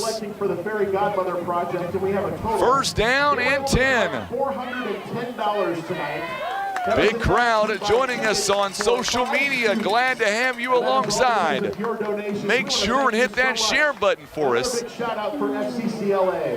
Here is a 1st and 10. Poplar Bluff going outside. Xavier Jones, he gets hit in bounds. And he is going to lose a yard, I believe. So Jones gets it at the 45-yard line. We'll see where they mark him down. The 45 it'll be. And I don't believe he got out of bounds. He did? Okay, he did. Now this is going to sound like a dumb question. Was that a pass or a throw? It was a pass. I was looking down and I lost my place, and then you look up and the play is going on. It's hard to remember. To look up. I didn't think he got out of bounds. I'm glad the clock keeper was paying attention. I would have kept going the clock. I would have kept running it. Well, he only has 2 things to worry about. He only has 2 clocks to worry about, right? Edmondson, he's going downfield again. He's got a man there. Oh, this one in the fingertips, incomplete. It was intended for Derek Burton, and that'll bring up 3rd down and 11. It'll be 2nd down. Oh, yeah. No, it's 3rd down. 3rd down, 3rd down. Yep, 3rd down. You were wrong again, Brian. Yes, sir. 3rd down and 11. I'm all aflutter tonight. 3rd down and 11. Mules here on 3rd down conversions here in the ball game to this point. Mules are 0 of 2. Joshua Knight tuning in. Glad to have you alongside, my friend. 3rd down, 11. Mules looking to get a big first down. There it is. They're going to be just short of the first down. Yeah, be right close to the Ooh, they marked him back a little bit farther as Derek Burton. He gets the catch, and they're going to mark him down well short of the first down marker. And he'll have it. It'll be 4th down, but I think the Mules go for it here. There's 2:07 left, so I can give him a lot of time here at midfield. They're going to give it to the 47-yard line, and that's going to bring up 4th down and 3. I think you go for it here. 2:07 to go. Or at least they're going to try to draw him off sides and use the timeout. I think you go for it. go for it. They're not wasting any time, and there's the catch. It is a Subway first down to Logan Slack. Passes complete to number 6, Logan Slack. Got a knee down the moment that he caught the football. It is going to move the chains at 2:03 to go. Mules have it 1st and 10 on the 42-yard line. It is a Subway first down. Edmondson again, he's going deep, and this one is incomplete. Boy, he likes that sideline pass. Logan Slack, the intended target, incomplete. Pass intended for number 6, Logan Slack. So far tonight, Edmondson 10 of 18, 117, no touchdowns, 1 interception. I was behind there. You might reread that. No, I was going off of my Okay, good. stats. Yeah, you're smart going off yours. So Edmondson, he loving that sideline play. Park Hills leading right now, Farmington 14-7. It's halftime now. Jackson's having a field day over Festus. Another pass. This one, Hunter Clifford, touchdown Mules. Hunter Clifford, we told you he would catch one, 42 yards, and the Mules are in the lead. Great play there. That one goes 42 yards. And Clifford will come up for the extra point presented by Ozark Legacy Partners. Edmondson gonna be the holder. Mules have regained the lead in this ball game for the first time. There's your Barker's Towing and Auto Repair extra, or I should say replay. This one is just gonna sneak in the uprights, and the Mules now lead 14-12. We're back in 30 seconds on the Southeast Sign and Graphics Mules Radio Network. Refresh and refuel at Village Express, your ultimate fuel partner. Fill up on $30 or more in fuel and get a free fountain drink. Show your school spirit and wear a Poplar Bluffs Mule shirt and get an exclusive grab-and-go game day meal for cheap. Wings and 2 sides for just $5.99. Village Express is located on the corner of PP Highway and West Boulevard. Your official fuel partner for every Poplar Bluff football game. Mules now lead by a score of 14-12, and what a throw by Jay Edmondson to Hunter Clifford, 42 yards. Mules have come back down 12 points here, Brian, and they have taken the lead. Still got plenty of time. Hillsboro, you don't want to take your foot off the gas because Hillsboro can score in a mere matter of moments. Yeah, this kick is the start of it, too. You want to make sure that you don't give up the big play right after taking the lead. 1 minute and 45 seconds to go. Mules Nation, we are hearing from you. Oh, this one hits a player. Romine is just going to fall on it. Well, that was a good heads up there by Romaine, who just fell on top of it. I don't think Hunter meant to line drive it off of a player, but he did. Yeah, he's going to feel that one tomorrow. I feel it up here, and I didn't get hit. Want to take this opportunity and thank the administration here of Hillsboro allowing us to set up shop in their press box, giving us all the accommodations that we needed to make this broadcast. Yeah, 1st and 10 on the 39-yard line. I like coming up to Hillsboro. It's always a nice little trip. It is. They always treat us right. Yep. What I like about Hillsboro is we see the first pass. This one is caught, and he goes out of bounds. I was going to say 9. Carson Campbell is going to get to the 44-yard line. What I like about this is they always put me inside the press box, and they always put Tim outside. I always love that. I love that feature. Tim can be with the fans of Hillsboro. 2nd and 5 for the Hawks. 2nd down and 5, gets out of bounds, 1:37 to go before halftime. And now Chazelle going to pass, or he thought about it, now he throws it. Oh, it's going to be off the fingertips there of Campbell, and it's incomplete. There's a flag down. It's going to be holding against the Hawks. So holding against the Hawks, and the Mules will take the penalty yards for sure on this one. Mules lead 14-12. during the play, holding on the offense. Replay second down. Well, I'm going to have to get with I'm going to have to make sure the officials wear these mics in Poplar Bluff going forward. Let's make your job a whole lot easier. Yeah. I feel like I'm in college ball now. So 1st and 10 on the 34-yard line, or make that 2nd down and 15, rather, 34-yard line following the penalty. Chazelle rolls out to his right. Now he throws, nearly picked off by Dylan Hall. Pass is incomplete, broken up by number 1. Oh, Dylan Hall wants that one back. He was ready to go to the house. 1:25 to go before halftime. We've got our trivia question to get to as well. The answer coming up. Plus, we're going to throw in a bonus question coming up at halftime. There's a big 3rd down here. Big 3rd back. down. We get the ball back with 2 timeouts and a little change on the clock. Mules can get a big stop here. They've got all the momentum right now. Mules secondary dropping back. They put Duncan outside. Here comes the blitz, and nice nearly job. picked off again. The Mules, Andre Aguilar bats it down, and the Mules have all 2 timeouts remaining. It is 4th down and 15.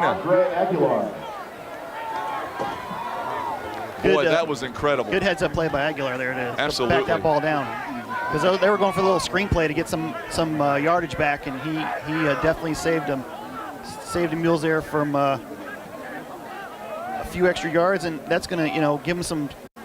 Here comes the kick by Romaine. Very good kick. Another. Oh, the Mules do it again. Oh, no. And the Mules are still, the ball's still loose. Oh, my goodness. Hillsboro recovers it.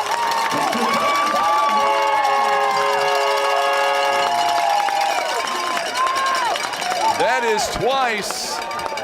is twice the Mules have done that. This time it cost them.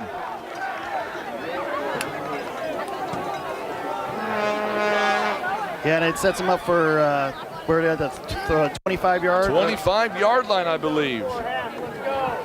That is a huge momentum swing. 24. Yeah. That is a big-time momentum swing as Hillsboro now. They can keep it from being a momentum swing if they can avoid it. But they got to bring him down first. Duncan is going to get some big yardage. He's got under a minute to go. Timeout called by Hillsboro. They're going to have 1 timeout left.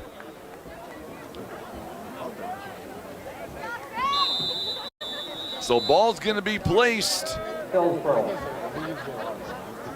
Timeout Hawks. See, they end up placing the football. 19, yep. So 5 yards, 2nd and 5. Think they're in the red zone now. That was a big play.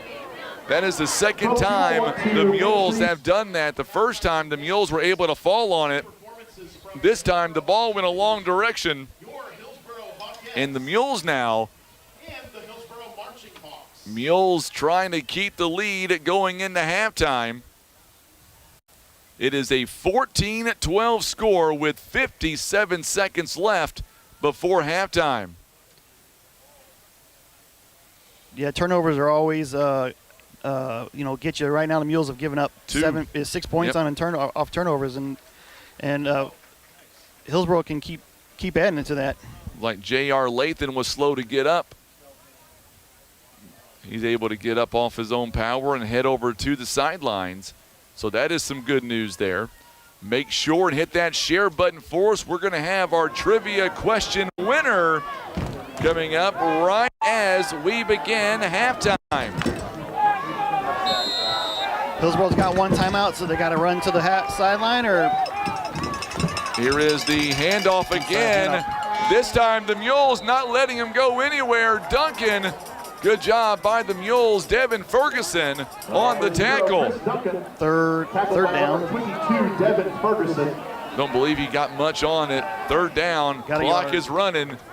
And now another handoff. This one's going to go to Phillips. Phillips is going to get brought down. Number 17, Ian Phillips. So Phillips, there's a flag on the play. Yeah, he got a face mask at the end there. He got to the 10, and then saw a head probably jerk there a little bit. So that's going to bring him to the 5-yard line, I would imagine. Yeah, it'd be half distance. You can do that.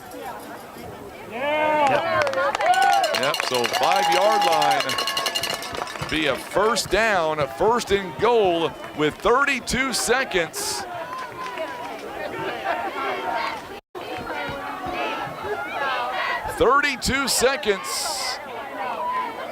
Personal foul, face man on the defense. Results for the penalty is a first down.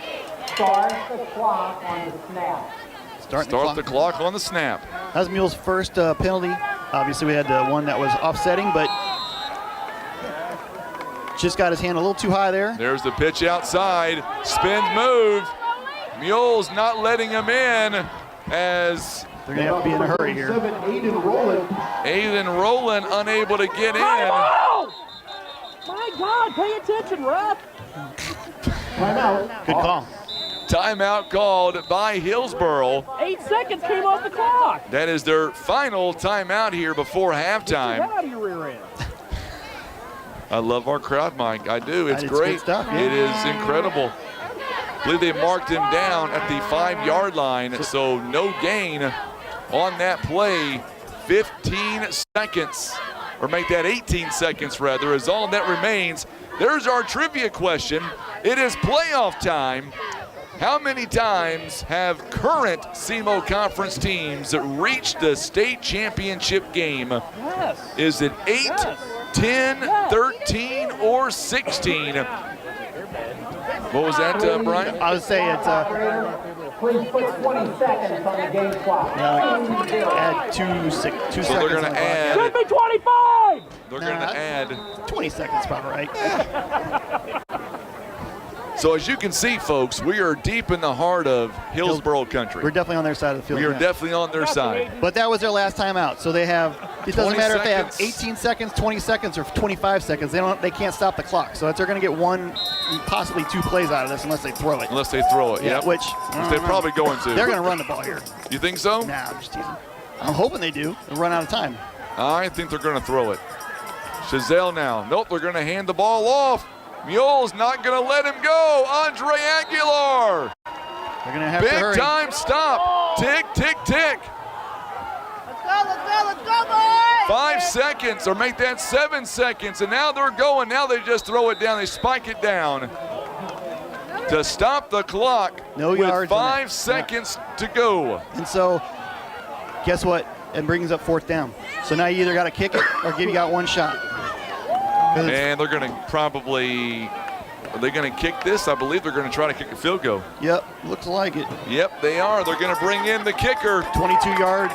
They're going right in the middle. Caleb Arnold coming in to give them the lead going into halftime. Here it is. It is up and it is good.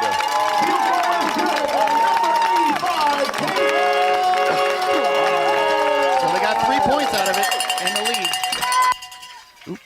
They got 3 points out of it and the lead, so that the turnover hurts the Mules a little bit there. Yes, it does. So the field goal by Caleb Arnold, it is good. It goes 21 yards right through the middle. All right, so we have reached halftime. It's all being brought to you by PB Realty Legacy Farm and Land Specialists. Let's take a 3-minute timeout, and we'll come back and we'll break it all down. Mules trail. It is 15-14 totals and scores from around the area. Coming up, you're watching and listening to Mules football on the Southeast Sign and Graphics Mules Radio Network. Insurance decisions shouldn't be a shot in the dark. With expert advice, personalized service, and a wide range of carriers, Ozark Legacy Insurance Partners should be your first choice. We're not just experienced agents. We're your partners. We offer a wide range of carriers for tailored coverage and better rates. So expect a handshake, a chat, and solutions that fit like a well-tailored suit. For auto, home, business, life, health, and even Medicare, make Ozark Legacy Insurance Partners your first choice for insurance. It's our family protecting your family. Poplar Bluff Monument Works is dedicated to care, compassion, and community. For more than 50 years and passed down through generations, Poplar Bluff Monument Works has been an important piece of our community, standing with us in our most difficult moments while we grieve the loss of a loved one. Poplar Bluff Monument Works is there to guide you through the entire process. From vision and design concepts to the expertly etched stone monument that beautifully reflects your loved one's life. Poplar Bluff Monument Works, memories carved in stone.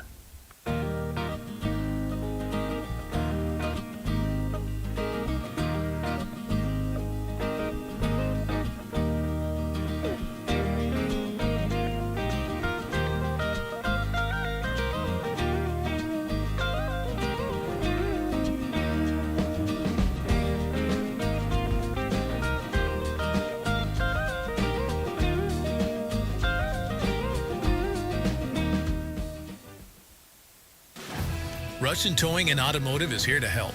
A cracked windshield or unexpected car trouble? Russian Towing has you covered. Since 1956, the Russian family has been dedicated to keeping our roads safe. Now Russian's Towing offers comprehensive auto repairs, on-site windshield repairs, and full windshield replacements.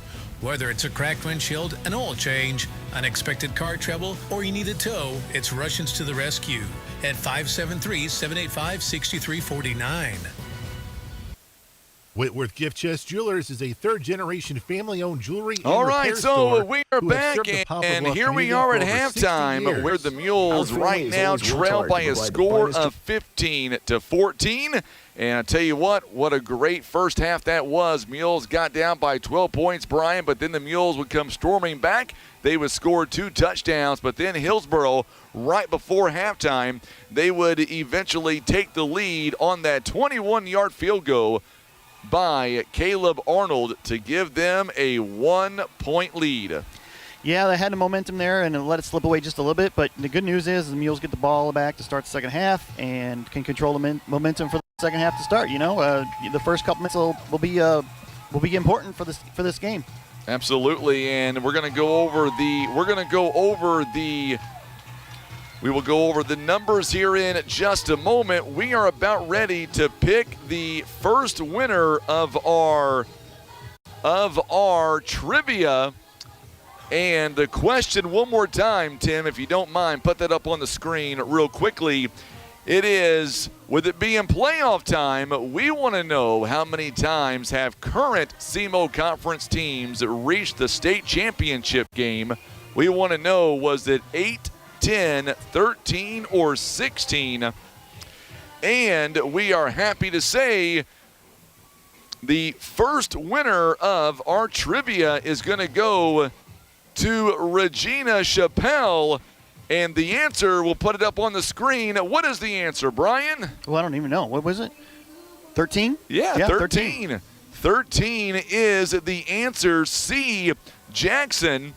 They have been to a state championship game 4 times, Hayti 3 times, Malden twice, Cape Central, Caruthersville, New Madrid, and Dexter all have been there 1 time into the championship game. So the answer we were looking for was C, 13. So Miss Chappelle will win the family feast from Pizza Inn, and I'll get a hold of you, Miss Chappelle, coming up following this ball game.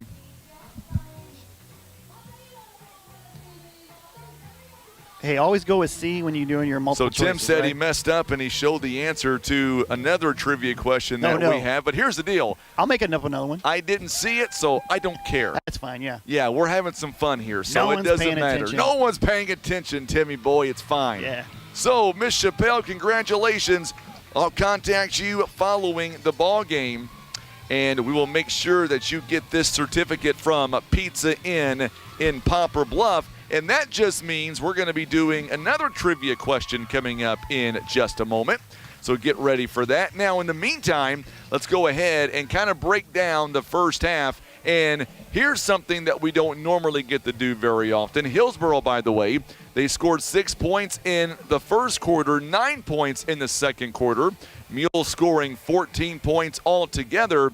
If you don't mind, Brian, let's talk about the scoring plays and give us who scored what win in the first half. Sure. Duncan started things off for Hillsboro with a 1-yard run that capped a 15 or a 12-yard or 12-play 57-yard drive that took almost 5 minutes for Hillsboro.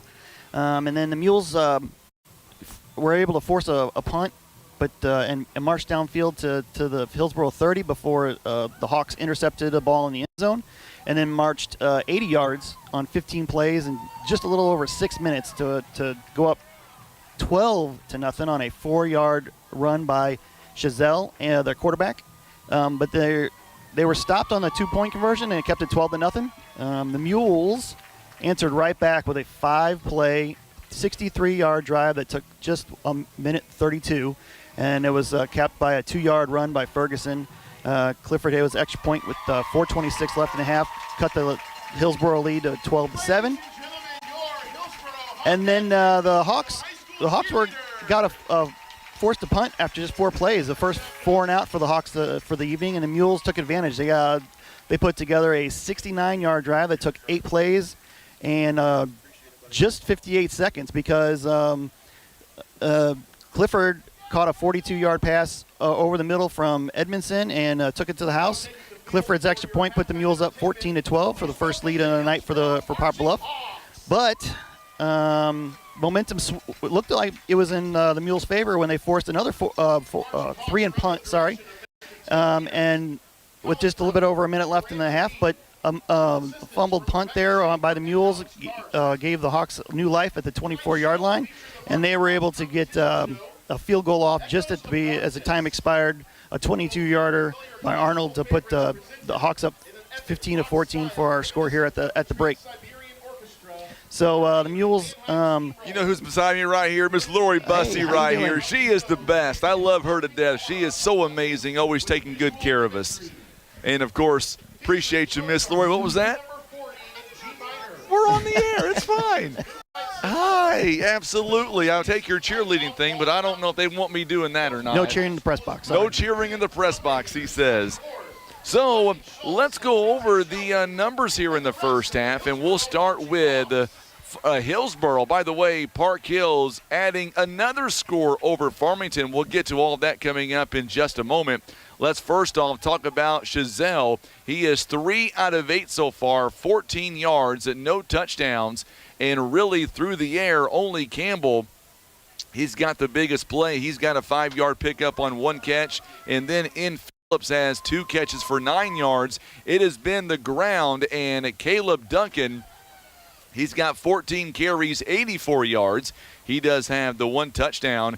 And then the QB, Braxton Chazelle, he's got 9 carries, 40 yards. Aiden Rowland has 9 carries for 29 yards. Phillips has 1 carry -2, and that is your breakdown numbers-wise for Hillsboro for the Mules so far.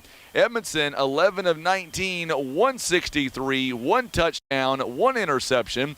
On the ground, not much ground game. We didn't have a ground game last week either at Kennett. It has been about the pass. More on that in a moment. Ferguson has 3 carries, 10 yards, and a touchdown. Also tonight, Caden Jenkins, 1 carry, 6 yards. Xavier Jones, 1 carry, 4 yards. And Spencer Nunn, he's got 1 carry for -5 yards through the air. It is Hunter Clifford leading right now with 3 catches, 75 yards, and a touchdown. Logan Slack has 5 catches, 72 yards. Derek Burton has 2 catches, 17 yards. Xavier Jones, 1 catch, -1. And that is all of our plays so far here in the first half for Poplar Bluff.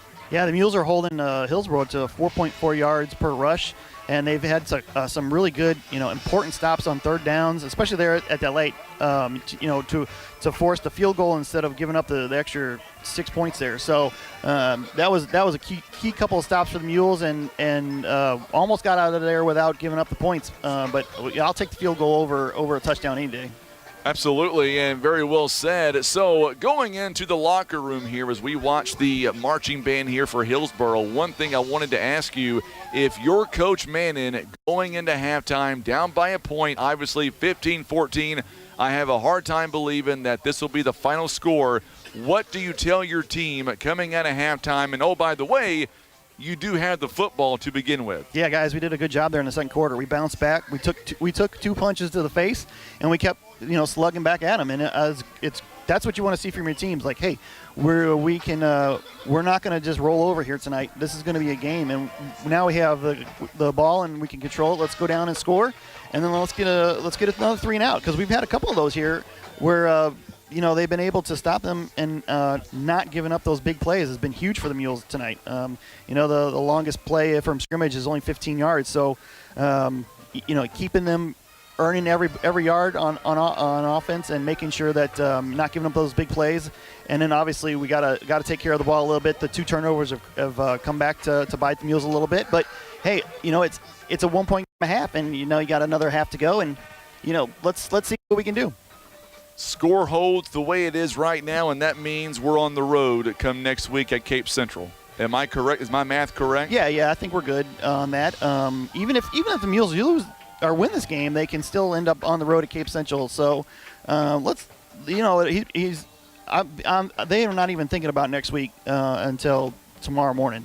That's right now. It's let's take care of business, and let's do some things that are right and that we can carry over to next week. And another thing, you don't want to give your opponent some stuff on film tonight. We're not gonna break out the trick plays tonight. Just to win this game. We're gonna do the right things to advance the ball, and we're going to try to give what they're taking us. Obviously, the Mules have only run the ball how many times this season? 6 times, right? 6 times. That's what they're giving them. Obviously, it's. That could change here at the break. Hillsboro's going into the at half, and they're thinking, hey, this number 6 and number 10 are hurting us. Let's change some things up. Let's drop a linebacker back and try to get some coverage back there, and then the Mules are going to adjust to that when they see it, because Coach Bruce is going to see that right away. He's already tweaking I guarantee they're at the whiteboard right now tweaking plays and trying to get the guys to look for those matchups or those the spaces that they can take advantage of what the defense is giving them. And so it could be a completely different second half for the offense, and you could see a lot more runs. If the Mules can run the ball and control the clock, that's to their advantage. Keep your defense on the sideline, not wearing them out. That always helps. So we'll see how it goes. And of course, you look at everything else that we've had to deal with here tonight, and we'll talk about that coming up right now with Coach Zach Randolph. And Coach, I tell you what, the Mules only down by 1 point. Mules down 12-0 early on, but they would come back in a big-time way. 2 back-to-back touchdowns, and then the fumble there by Ferguson, giving the momentum a little bit back to Hillsboro going into halftime with a field goal.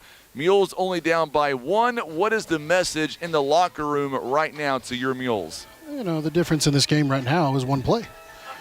We got to do a little better job on special teams, but then we're going to get that clean. Devin Ferguson's a great kid, big part of our team. He scored 1 of our touchdowns tonight. He did. He'll come back with some confidence, and we'll be good to go. Let's talk about your Mules and the way they can score quickly, 92 seconds, or they could be methodical and they can work the clock. And I've asked you this, I think, 4 times this season, but now it really does mean something. Coming out of halftime, we'll get the ball.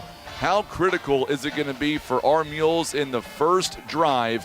Do you want a long, sustaining drive and then ending with points? Or if we can come out and see something open, we go for it all off the bat? There's an old football adage that you want every drive to end with a kick, either a field goal or a touchdown with the extra point. So it doesn't really matter how we do it. We just want to go down and score. And you look at everything else that we have done. For Poplar Bluff, what are some key players tonight in your mind that have stepped up in the first 24 minutes and proved themselves early on tonight? Selfishly, I want to throw out our O-line. Our O-line's doing a really good job. Hillsboro's got a pretty good defense, and I feel like we're doing a pretty good job blocking them up. On top of that, our defense is playing really well. What are some things that you want to see us improve on coming out of halftime for second half? Just clean up little stuff. This is 2 good football teams playing each other. It's going to come down to simply who makes more mistakes. So we want to clean up our end and as long as we do that, we come out on top, I think. Before we got started tonight, did you think that Logan Slack would be making some of the catches that he has made around that sideline here tonight, Coach? Unbelievable. Here's the deal. We see that kind of stuff in practice all the time. We've got some receivers that can make plays. He runs hard. He catches the ball well. We've got a bunch of guys that do that. You know, I said this prior to our season. I mean, we've got a receiver room full of guys that can make plays. So, no, I'm not surprised at all. It's just his night to shine. Did you tell the locker room that when we win this ball game tonight, you were shaving your beard? Is that correct? Is that true statement, Coach Randolph? There are only like 4 people in the Poplar Bluff district that have ever seen me without facial hair. I don't think that's changing after tonight. Oh, okay, I'm just going to say, I was going to throw it out there. You Listen, can't blame a guy, right? Hey, I shaved my head already. Like, that's a big change for my wife. My wife's going to lose it if I shave my beard, too. Now, did you shave your head or did you lose the hair? No comment. No comment, okay. I tell you what, though, honestly, 15-14, and you're better to tell people, I don't think this score is going to be the last score of the night. No, I think we've got the ability to move the ball. We just got to limit the turnovers and execute up front. I think we're going to continue to score. Here's why I like our team, and go with me on this one. You'll agree with me. We played Chaminade. We gave up 12 points. Gave up 15 tonight against Hillsboro. Hillsboro scored at 35 against Chaminade last week, and we've given up 15 so far. I like our odds at this point. Yeah, I mean, first of all, Chaminade's a different team this time of year than they were absolutely. when we played them. They're playing really well right now. But as far as we go, we're a good football team too. We just got to come out and execute. Well, Coach, thank you so much for the time. Best of luck to you coming up in the second half. We're already here. Let's go get a W. What do you say? Hey, here we go. Sounds good. All right, you betcha. Coach Randolph joining us live. Always love having him come up during halftime to set the stage. And by the way, folks, just so you know, he'll be shaving his beard very soon. I'm sure that his lovely wife was listening to that, and she'll make him shave that. We've got some scoring updates here we want to give to you real fast, too, if you don't mind here, Brian. And one of those is Cape Central leading 43-0 right now over Kennett. 18-7 Charleston over Sykeston, 9:38 to go in the third. At last check, it was 26-7 Jackson over Festus. That game was going into halftime. We just got this one from Coach Steve Edwards. Dexter right now, they lead Scott City 48-0, and they are pulling away. So Dexter looks to be going to a 9-0 regular season. And a quick update on that Jackson score. As I said, it was in halftime. It is now 33-7 Jackson over Festus, and that is early in the third. So any surprises? First off, let's talk about Dexter for just a minute. Hats off to the Bearcats, 9-0. It is hard to do, no matter how far you go in state. It is hard to go 9-0 in a regular season. Yeah, great for them, and getting a top seed in the district. Hopefully they can make a run here in the postseason. Dexter's had a few. We're not going to give away the answer to the future trivia question, but Dexter's had some good runs, in the postseason in the past, and so that's always good to see. Especially, we appreciate Dexter's a longtime rival of the Mules. Yes. Always fun to see them, and it's good to see them having a great season. I got a Cardinal Ritter score for you at halftime. Lutheran North is up 26-20 on Cardinal Ritter. That's got to be a heck of a ball game. Those are two great programs right there. That is a heck of a ball game. Hey, real quickly, a couple of side notes here. I want to take an opportunity here. I don't know if you met her or not. I have never got a chance to meet her, but I feel like I've known her for a long time. She reminds me of Grandma Jackie, so resilient. And I want to say, I know she's watching right now, want to say, Our thoughts are with you, and she is showing her resilience. But I was told yesterday that our dear friend Mary Russian got to ring that cancer bell. Oh, nice. She got to take her last chemotherapy, and she rang that bell, and she is a true fighter, so congratulations. And we are wishing you all the best, Mary. Keep up the good fight. I know Grandma Jackie is also watching or tuning in tonight back in Poplar Bluff. And then, if you don't mind, for those of you watching, I know he was going to think I would forget. No chance of that happening. One of the reasons why we have such a phenomenal broadcast with our video quality is Tim Hicks does a great job. But I always tell people that behind Tim and I, we have, and Brian too, because he's on the road all the time, we have amazing, he shakes his head, no, you've been on the road for many, many years. We all have amazing wives, and today is Tim and Cheryl's wedding anniversary. Ooh. So happy anniversary to those two lovebirds. Yes. And we appreciate Miss Cheryl for allowing Tim to go on the road with me each and every week to bring you high school football. So if you don't mind, in the video chat, wish those two lovebirds a happy anniversary. I think I know how long they've been married, but if I get that wrong, Cheryl may kill me. So I won't say, because I don't want to be 100%. I think I'm right, but I'll just leave it as happy anniversary to Tim and Cheryl. We appreciate all the sacrifices that you guys make to make sure that we have a successful program. So, Mules coming up against Hillsboro. Third quarter is about to begin. We want to say thank you again to our amazing sponsors. Without them, we could not be here tonight. They include Ozark Total Healthcare, Senator Jason Bean, Maverick Glass, also being brought to you by Edmondson and Holt Attorneys at Law, Air Solutions, Larry Hillis Dodge, Eye Care Specialist, Christian Automotive and Tire, Subway, Country Road Market, Barker's Towing and Auto Repair, Pizza Inn, Village Express, also being brought to you by Poplar Bluff Monument Works, Mossy Oak Properties, Ozark Legacy Partners Insurance, Baldwin Toyota, Russians Towing, Whitworth Gift Chest Jewelers, PB Realty Legacy Farm and Land Specialist, also being brought to you by Kevin's Auto Repair, and the First Midwest Bank, proud supporters of your Poplar Bluff Mules. All right, Tim, let's put up our bonus question tonight. And let's do this the right way. Our bonus question, I'm going to let Brian read that bonus question here tonight because it did come from Brian.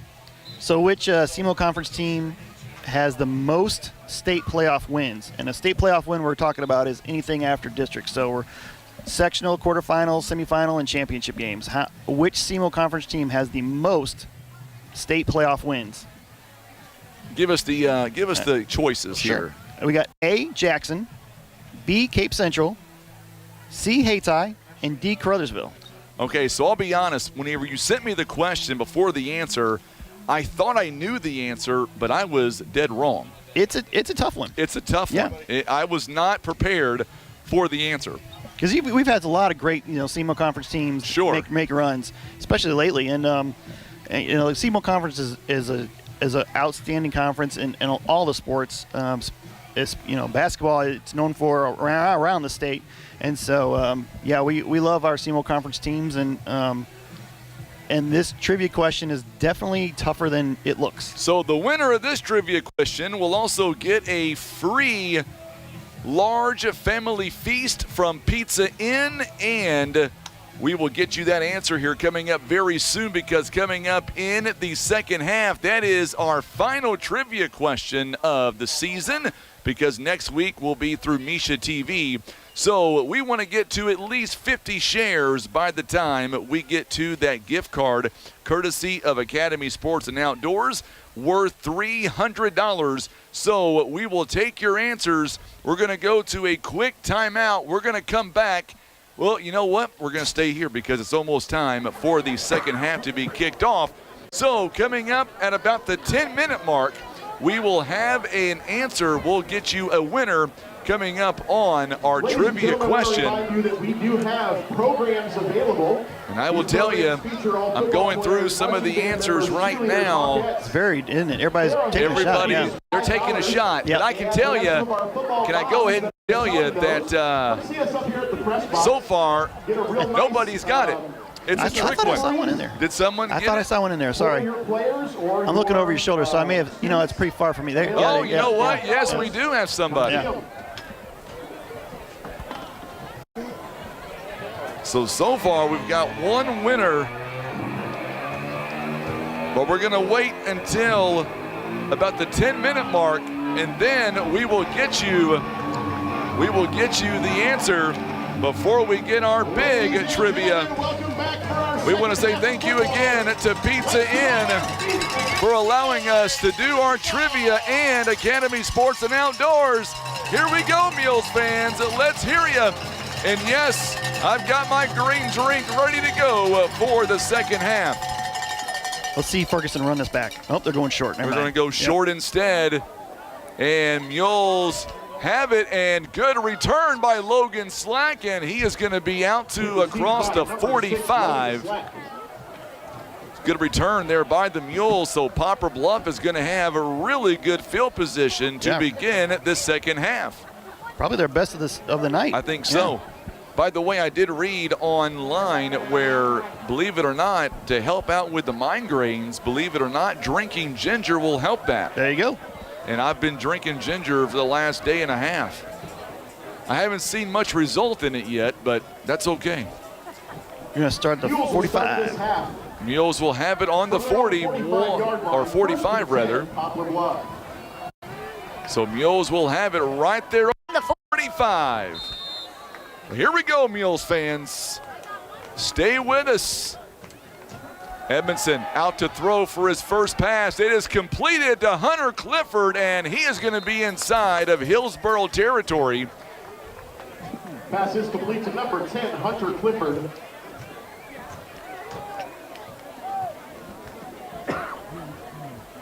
Pick up 6 on that one? Yep. I believe, out to the 49-yard line. Bringing up second is short. So the Mules have a little house money to play with here, and they can run the ball or they can take a shot downfield. Look how many defensive backs we got here. Looks like they have 5 guys back. They're like playing center field. They give it to Ferguson. Yeah. Ferguson bounces outside, and he's going to be close, I believe, just shy. I mean, inches short of the first down marker. I would say that was definitely a run when you look up and there's all those defensive backs there. So they're going to get him out to the 44-yard line. So he is just a hair shy of the first down marker.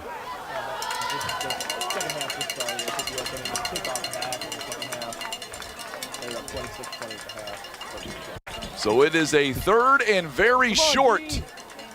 And now they're going to hand the football off again to Ferguson. It is a Subway first down this time, and he lunges inside the 40 to about the 38-yard line. Good job by Ferguson. Again, they're not giving the Mules anything downfield. Nope. They're going to make it earn it, and that's fine. We'll take it. Let's eat up some clock.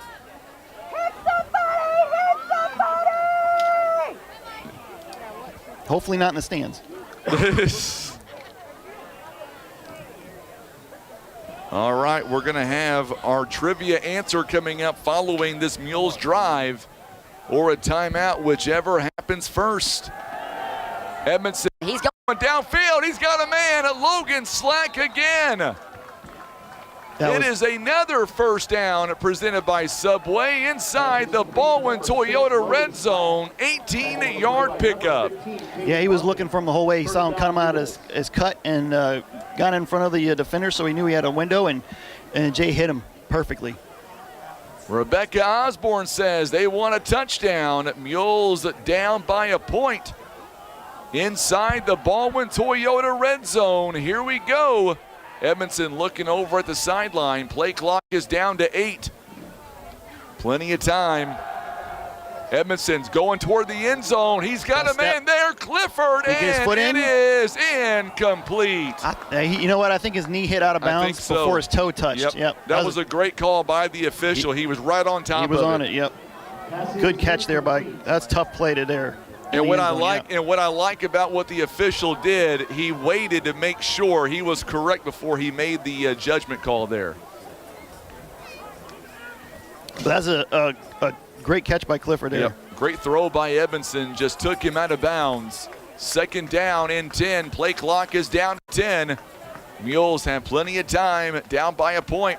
Once again, going to the air, Hunter Clifford, or make that Derek Burton, rather, I believe. Was that Burton or Clifford? Looked like Burton. Yep, Derek Burton on the catch that time. Can bring up a third and short for the Mules. Looks like about a yard or two. Mules have it all the way down to inside the 15 to the 13. Yep. So it'll be 3. Third down and 3. Obviously 4 down territory here. Yes. Ferguson lining up right beside Edmondson. Edmondson going to the air again, and it is completed. And I believe Logan Slack again. in. It is a Subway first down. Food that fuels the Mules. By the way, Brian, I know we're talking about football, but you know what happens next week, right? Next week? Is it basketball season already? It is basketball season. Man, it comes all the so way fast. down to the 7-yard line. Lady Raiders are going to be hosting the number 3 team in the country. Ooh, that'd be fun. Right here at the Libla. Well, not right here in Hillsboro, but in Poplar Bluff. Yeah, that'll be fun. That'll be a fun season coming up for both the men and the women program. Gonna hand it off to Ferguson. Ferguson bouncing off a 1 tackle. He's gonna get inside the 5 to near the 3-yard line. So about a 4-yard gain. I can see Greg Gerberto down there on the sideline. You get 3 to 4. I believe they got it to the 3. Nope, you're right, 4. I can't see. Nope, 4-yard line. 2nd and goal now for the Mules. 2nd and goal. Yep. All right, Mules fans, let's hear you on social media. They're inside the red zone. Edmondson gonna throw. He's got a man in, complete. It was intended for Hunter Clifford, and now it's 3rd down and goal. Yeah, he went a little high there, so they protected from getting picked off from the defender. And yeah, they kind of put the linebackers in a little bit. They thought Ferguson was going to run, and so they Mules went to the outside for the throw. 9:21 to go here in the 3rd. Your last moments to get your trivia question answered. Which SEMO Conference team has the most state playoff wins? Is it Jackson, Cape Central, Hayti, or Caruthersville? The right answer and the winner after this drive. Big play for the Mules here. Big play. Yep. Edmondson gonna lob it up, and it is picked off. It is intercepted. But there's a flag. There's a flag down. And it's in the defensive backfield, so it could be oh, that is weird. That's going to be weird. We're going to have to go downfield side. They're pointing toward Hillsboro. Mules may have caught a break. Dodged a bullet that one. Mules have dodged a bullet, it looks like. Nope, they're not. It's going to be Hillsboro ball. Here's the call.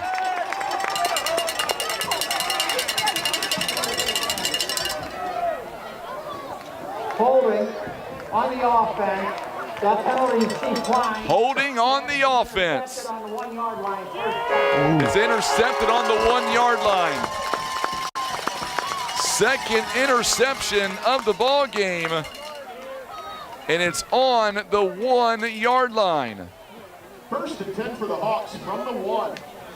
Well, you gotta pin him down now. You know, you gotta get that ball right back. Shake it off and get that ball right back, because we'll take 2 points and take the lead. So our trivia question answer was D, Caruthersville, 24 state playoff wins. The winner, by the way, was Nicholas Bliss. Was the winner of our bonus trivia question. The right answer was Caruthersville at 24. So now here is a handoff. Dobbs misses 1 tackle, but he's still on his feet near the 8-yard line.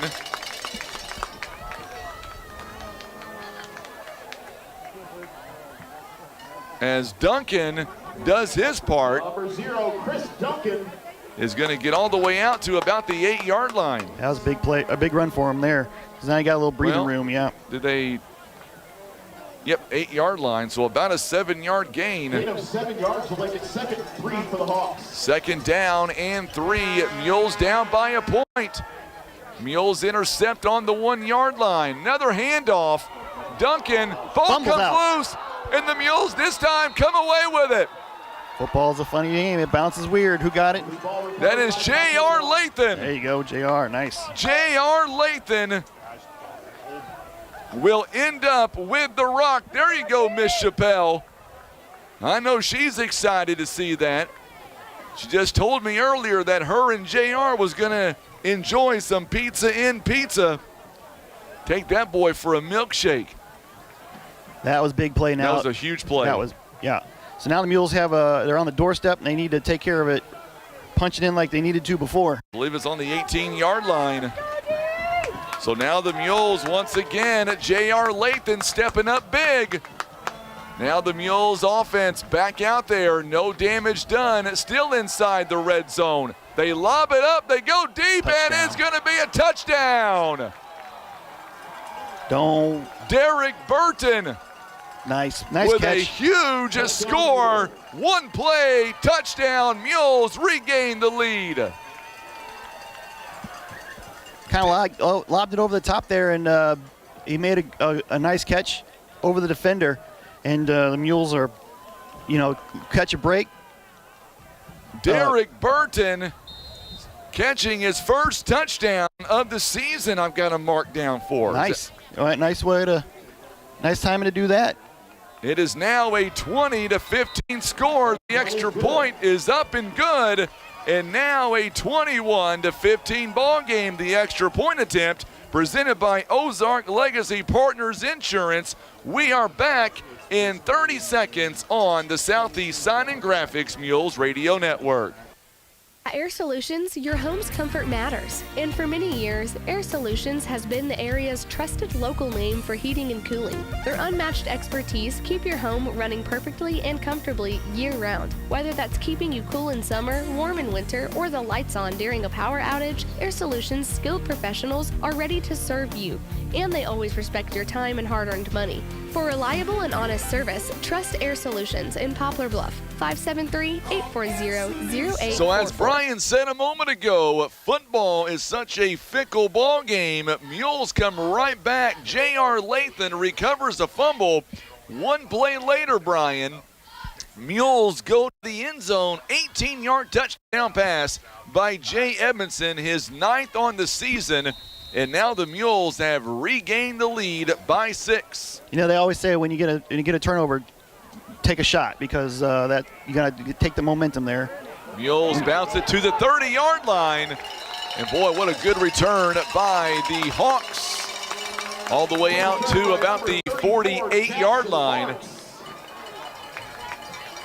So near midfield, Mules have it, or I should say the Hawks offense have it.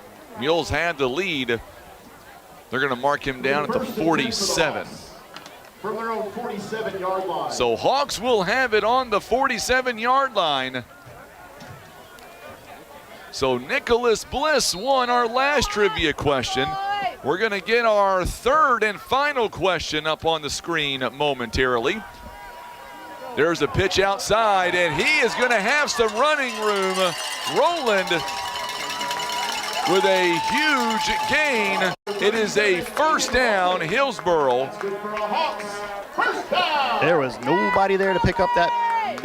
Yeah, I don't know what, there was a misassignment or what happened there, but yeah, that was a lot of room to run there for him. All the way down to the 37-yard line of the Mules. I'm telling you, tonight could very well be a shootout. We're already on the way. 16-yard pickup there by the Hawks. Big crowd watching us on YouTube and on Facebook tonight. Glad to have you alongside. Duncan is stopped. What a good tackle by the Mules, several of them there.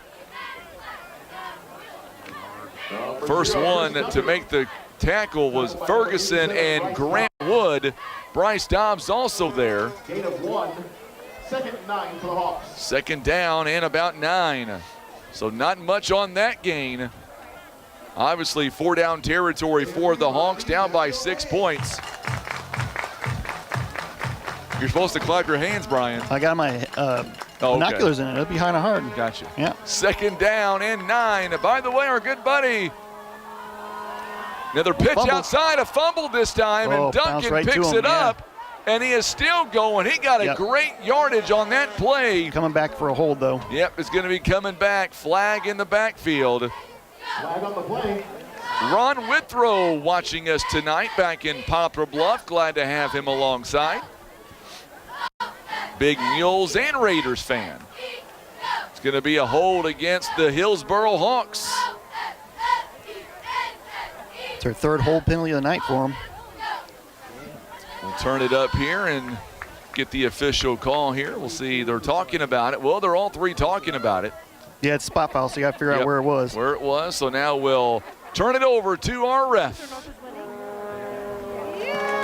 Holding on the offense. Replay second down. So we're going to replay second down. So they're going to spot him back at the 46-yard line. So it'll be second down in about 19. It is a 21-15 score.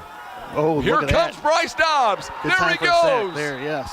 Dobbs breaks through again. Another sack for the young man. And he is fired up, the junior. He is pumping his chest, and he's ready. Big-time sack by the junior. And this time, Hillsboro going the wrong direction all the way back on their own 42-yard line. Huge loss. Third down and about 31. Morgan McIntosh, downtown director of Poplar Bluff, tuning in. Glad to have her alongside tonight. Big Mules fan she is. There's a flag in the backfield. Another hold. It's coming back. Don't throw. Yeah, I was going to say, don't do anything silly, boys. Yep, because they don't know that there's a flag on there, so they're trying to get to him. Flag on the play. Flag on the play. It's coming back. Let's go down field side. You know what? You might want to give it to him because, well, it'd be fourth down. They'd have to punt, but we'll take the yardage though. We'll see if if the coaching staff declines it or not. They're going to say hold on. They're going to get together and talk about it. It'd be a fourth and about 22. I was going to say, fourth and 22, something like that. Nope, they're coming back with it. They're going to come back. No. No, wait a minute. I think they're waving it off. Yeah. Let's go down field side. Yep, he's counting it. Nope, he's counting it. Nope, he's counting. Yep. There are 2 fouls on the play. 2 fouls. Holding on the offense. That penalty is declined. Holding on the offense. That penalty is accepted. Replay third down. So we're going to replay third down. So there was 2 holding calls. One of them was declined. The other one picked up. And now it'll be all the way back at the 32-yard line. Was it 3rd and 41? I can't count that. I don't have enough toes for that. It is 3rd and 41. Man, they have to go all the way to Festus for this first down. Timeout. And timeout called by Hillsboro. The Hawks are going to call the timeout, so let's keep it here. And let's do our final trivia question of 2024 when it comes to Mules football. And here we go. This one is for that big gift card and the Pizza Inn. I think you should make Tim's wife eligible tonight. Just saying. Oh, I don't know if I can do that or not. All right, so which current or former SEMO Conference team has not won a state title? Out of these choices, Malden, Perryville, Chaffee, or Hayti. Which current or former SEMO Conference team has not won a state title? Was it Malden, Perryville, Chaffee, or Hayti? The winner will get Pizza Inn as well as a gift card for $300 from Academy Sports and Outdoors. There's a handoff.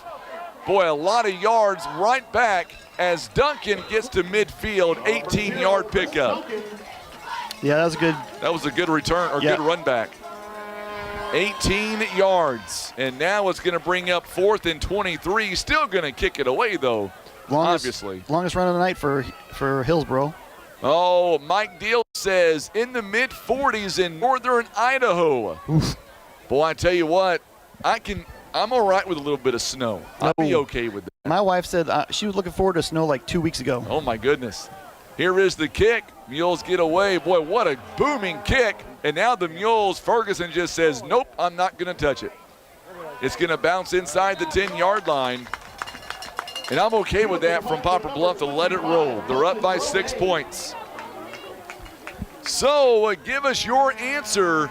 Remember, we're going to need about 50 shares before we give away this gift card. It is worth $300. And now the Mules will have it 1st and 10 coming up right inside the 10 or right about the 10. Looks like the 9. About the 9-yard line, Brian says. So that's what we'll give them, 9-yard line. 1st and 10, Poplar Bluff leading by 6 points. Mules here still throwing. Going to Hunter Clifford. One tackle is missed. Down the sideline. Still going, and he is going to be slung out of bounds, and there's a flag at the end of the play. I would be less upset about the flag and more upset about how much space they gave him there. He had all the time to sit there, catch the ball, turn. So that's going to be an extra 15 at least. Yep, and that's going to be a Subway first down. Let's go down field side. Let's go! Here is the official wording here. After the play, personal foul on the defense, first down. It is a 15-yarder and a first down. So that play went all the way to the 36-yard line, and then we're going to add the penalty on top of it. And now the Mules have it 1st and 10 on the 49-yard line of Hillsboro. That is a Subway first down. That's a big gain there by the Mules from the 9 to the 49 of Hillsboro. Yeah, flip the field there. Edmondson's going deep again. Clifford, no good. It's incomplete. No flag on the play. Did the defender get a hand on that? That was a tough call. That was definitely good. Or had a hand on the ball there. That was a tough defensive play there to keep Clifford from getting his shoulders around to catch that one. 2nd down and 10. Boy, I tell you what I've been seeing the last 2 ball games, Brian, is Jay is really getting his confidence now throwing the football the last few games. Yeah, he has a little bit of a little stretch there where he was really struggling to get the air under the ball, and he's starting to get a rhythm back. Edmondson again through the air. Logan Slack misses 1 tackle, and he will not avoid a 2nd tackle. It'll be 3rd down and short coming up. Boy, Slack is having an impressive ball game. He'll be down to the 43-yard line, I believe. 42. So 3rd down and about 3. 3rd and 3 for the Mules. 21-15, Mules lead here in the 3rd quarter with 4:43 in counting. Edmondson gets out of trouble. Rolling to his right. Now he's going to run. Subway first down and then some. Boy, we haven't seen Edmondson run the football first time in 2 ball games. Edmondson gets a Subway first down and keeps the chains moving. Yeah, he didn't have anything there, so he just took it and saw a wide open green there. And, offensive line did a good job of not panicking and taking the hold, to bring it back. So good play all around. Head play by Jay. He can definitely tuck it and run when he wants to. Yes, he can. Ball to the 28-yard line. Keep your comments coming in. Tim Funky is watching us from Air Solutions, another proud supporter of Mules football. Play clock is down to 3, 2, 1. They just get it off. Edmondson's going deep again, just over the head of Burton.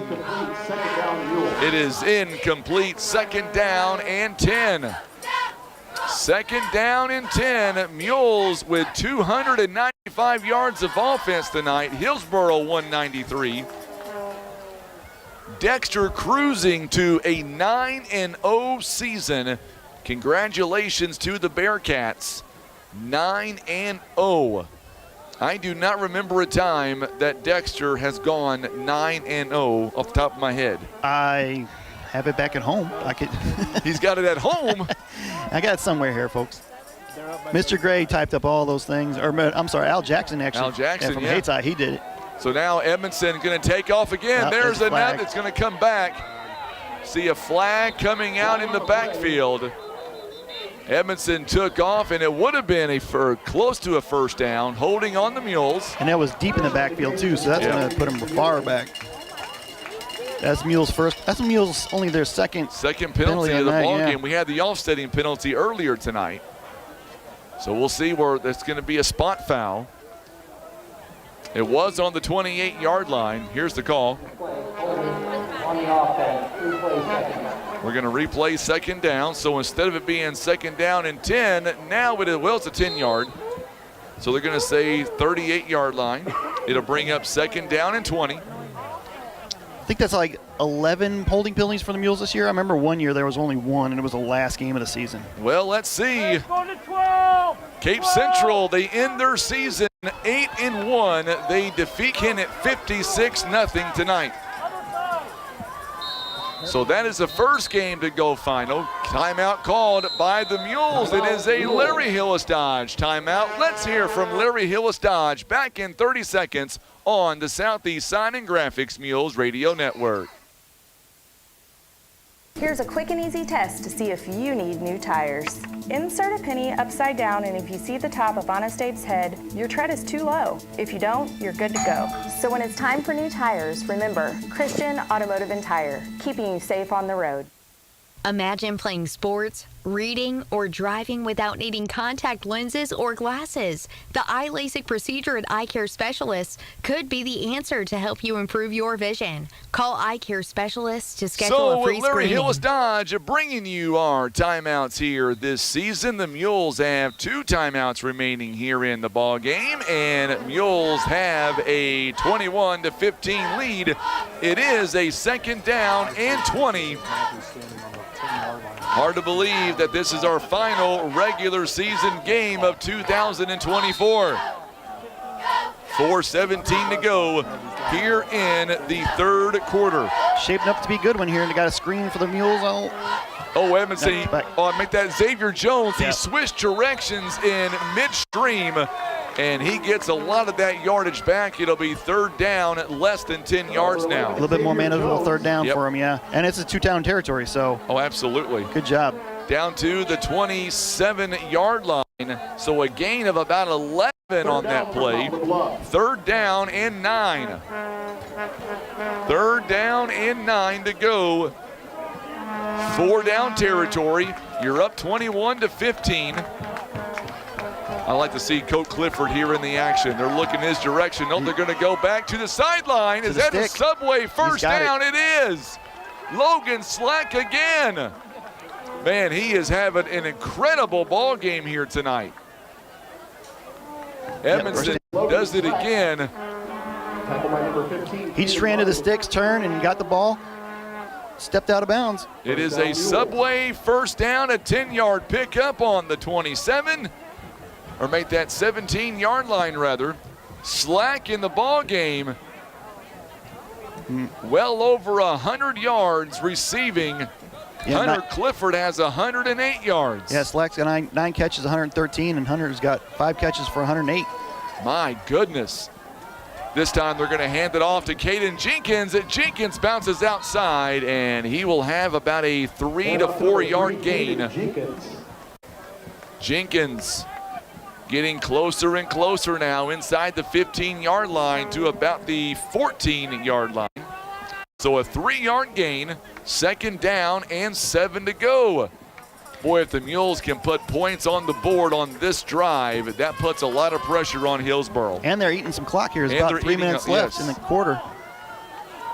So let's see if they go back to Hunter again. Nope, they're going to go pass. They're going to go pass it to Hunter Clifford. Good nice job there. Defensive play by Good job by Brown, number 11, Clayton Brown. Incomplete, broken up by number 11, Clayton Brown. 3rd down and 7. But they were right. They were going right to Hunter Clifford in the end zone. 2:51 to go. So Dexter defeats Scott City 62-7. Thank you, Coach Edwards. So they are 9-0 on the season. Congratulations to the Bearcats. Impressive. Big play here for the Mules. They're bringing some pressure. Got to get rid of it. He does. He throws it in the middle, and it's caught. Touchdown. Spencer Nunn. Nope.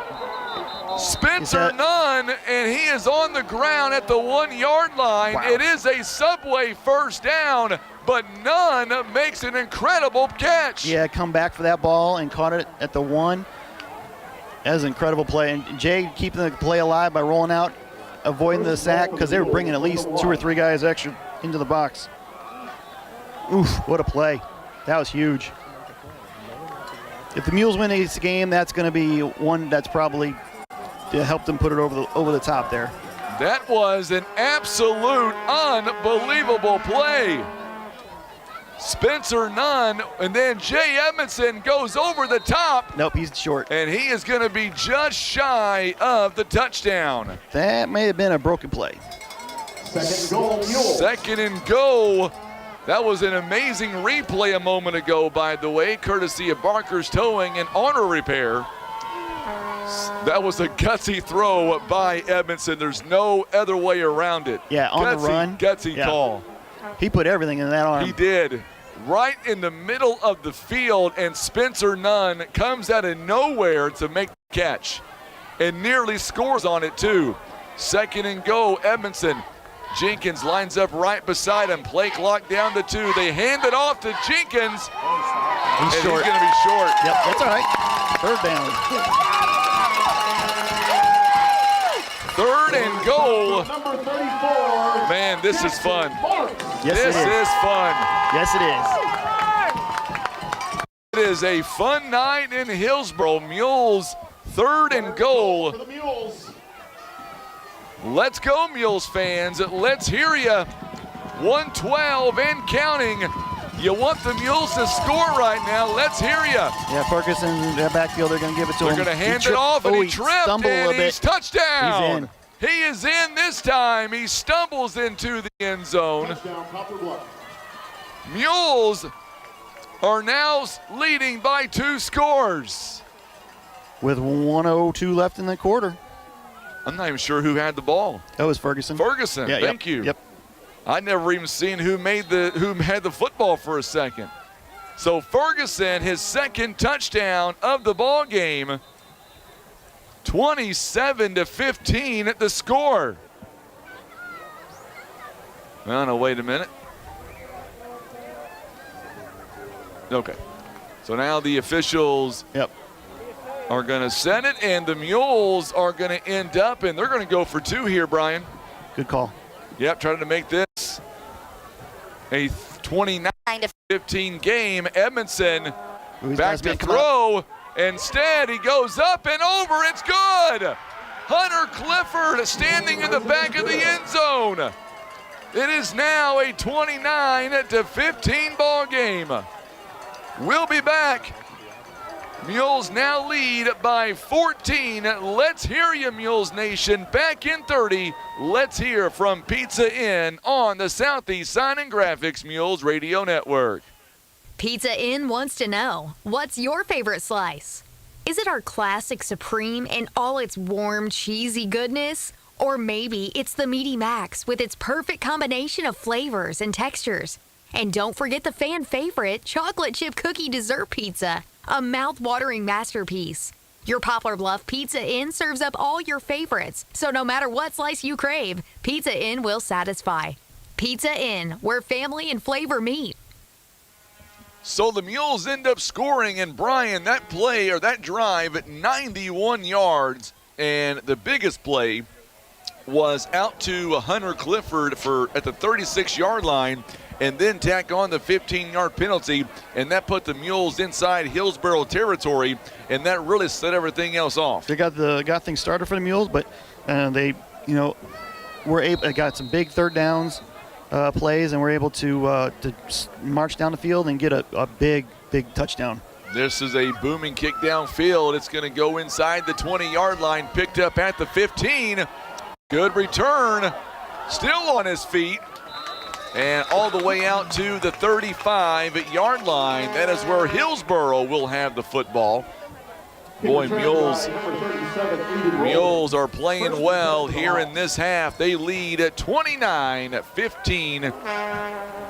Mules football proudly presented by our good friends at First Midwest Bank, Kevin's Auto Repair, PB Realty, Legacy Farm and Land Specialists, Whitworth Gift Chest Jewelers, and being brought to you by Air Solutions in Poplar Bluff. 29-15 the score. They put a man in motion. They're going to hand it off. No, it's going to be an option to Duncan outside. Duncan is going to miss one tackle. He's not going to miss a second one, though, and he'll get at least to the 40, maybe the 41-yard line. At some point, at some point, they're going to get you. You're right. They're going to give him 7 yards on that, all the way out to the 42. At what point, Brian, do you see Chevelle start to throw the football versus running it with only 25 seconds to go in the third, down by 2 scores? Plenty of time. We got a whole quarter to go. Plenty of time. We're just going to keep doing what they do, and that's run the football. Michael Rommel tuning in from Poplar Bluff. Glad to have you alongside here tonight. Once again, Chevelle this time, he spins his way to a Hillsboro first down. What a play by the QB. Yeah, they're running that option right now because it's working for them. And that'll be the end. Should be the end of the third quarter coming up. I don't believe Hillsboro is going to run another play.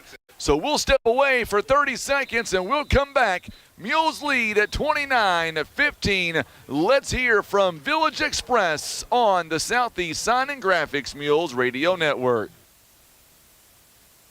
Maverick Glass offers repair of automotive, commercial, and residential glass, including mobile repair services. From a chipped windshield to a custom glass shower, remember Maverick Glass. Thank you for making Maverick Glass the area's leading glass company for more than 30 years. Whitworth Gift Chest Jewelers is a third-generation family-owned jewelry and repair store who have served the Poplar Bluff community for over 60 years. Our family has always worked hard to provide the finest jewelry creations and service imaginable. All right, so the Mules are 1 quarter away from ending the regular season on a high note. If this score stays the same, Brian, where will the Mules end up? Do you know yet? I don't know. Okay, he has no idea. Hey, it'd be nice to win by 13. That helps. Okay, so we got to win, keep this score where it is. I'm looking for some score updates for you. All right, I appreciate that. What we got going on out there. They switch sides, and Hillsboro now is going to go from left to right. They will have it 1st and 10 on the 47-yard line. Boy, the Mules have really played well in this football game, and now they're going to start throwing it. This one's going to be incomplete, intended for Rowland. It is incomplete. It is now 2nd down and 10. It was intended for Aiden Rowland, the senior for the Hillsboro Hawks. Remember, we've got our trivia question. We're going to pick a winner before the end of the football game. The winner tonight, $300 from Academy Sports and Outdoors and that family feast from Pizza Inn. See the ambulance there turning on there. We're going to get a whistle here and a flag, I believe. Believe it's going to go against Hillsboro. We'll see. Yep. That false start. False start against the Hawks. So back them up to the 42-yard line. Be 2nd down and 15. See the ambulance going. What'd you do, Tim? The winner tonight gets that gift card, Academy Sports and Outdoors.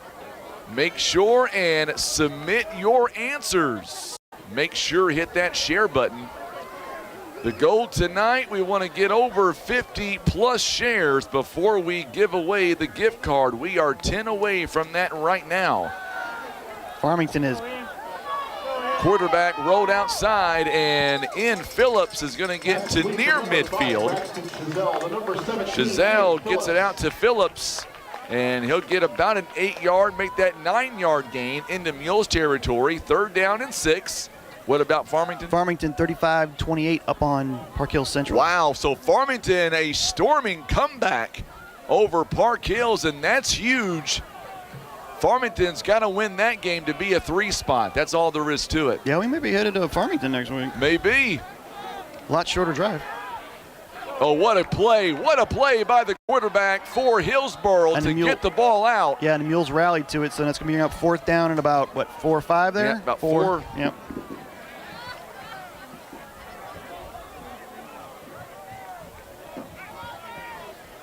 So they're going to mark him down at the 44-yard line. 4th down coming up. 4th and about 2 or make that 4th and 3. Come on, no. Big play for the Mules. Big play. Do we say that too much? But this is a big one. This one's a big one. No doubt about it. So now shot. Oh, what a shovel pass to Duncan. I don't think he got it. Nope, he's short. I do not think he got it. The Mules stop him on 4th down. Caden Jenkins was ready for that pitch. Him and Lincoln Warren both. Nice play for the Mules. That was an amazing play by Poplar Bluff. So they'll take over on the with 45. Good field position, and we got. And they're up 29-15. And we got 10.5 minutes left. Hillsboro with 2 timeouts apiece.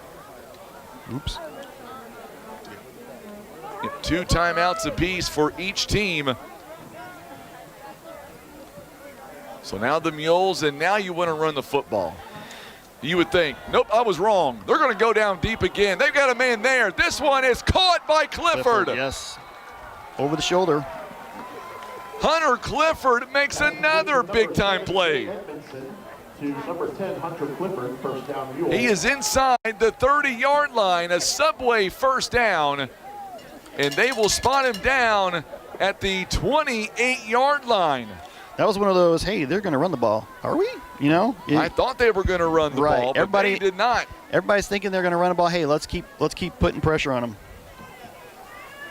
Bluff trying to put a lot of pressure on the offense of Hillsboro. Going to hand it off to Ferguson. Ferguson is going to get to near the 25, make that 26-yard line, I believe. So a gain of only 2. Second down and about 8. Number 22, Devin Ferguson on the handoff. Second down and 8.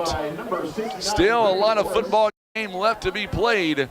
Mules up by 14, trying to make it a 21-point deficit. Ferguson lining up right behind Edmondson. Then they're going to let that play clock run down. Play clock is under 5. Now they're going to throw again over the middle. It is tipped and incomplete. It was intended for Xavier Jones. 3rd and 8. 3rd down and 8. So far for our trivia winners, Regina Chappelle, also for Nicholas Bliss. I'll get a hold of you after this ball game, maybe over the weekend, for you to come by next week and pick up your Pizza Inn certificates. Or you can donate it to me anytime. Or you can donate it to Brian Rosner, P.O. Box. Yeah.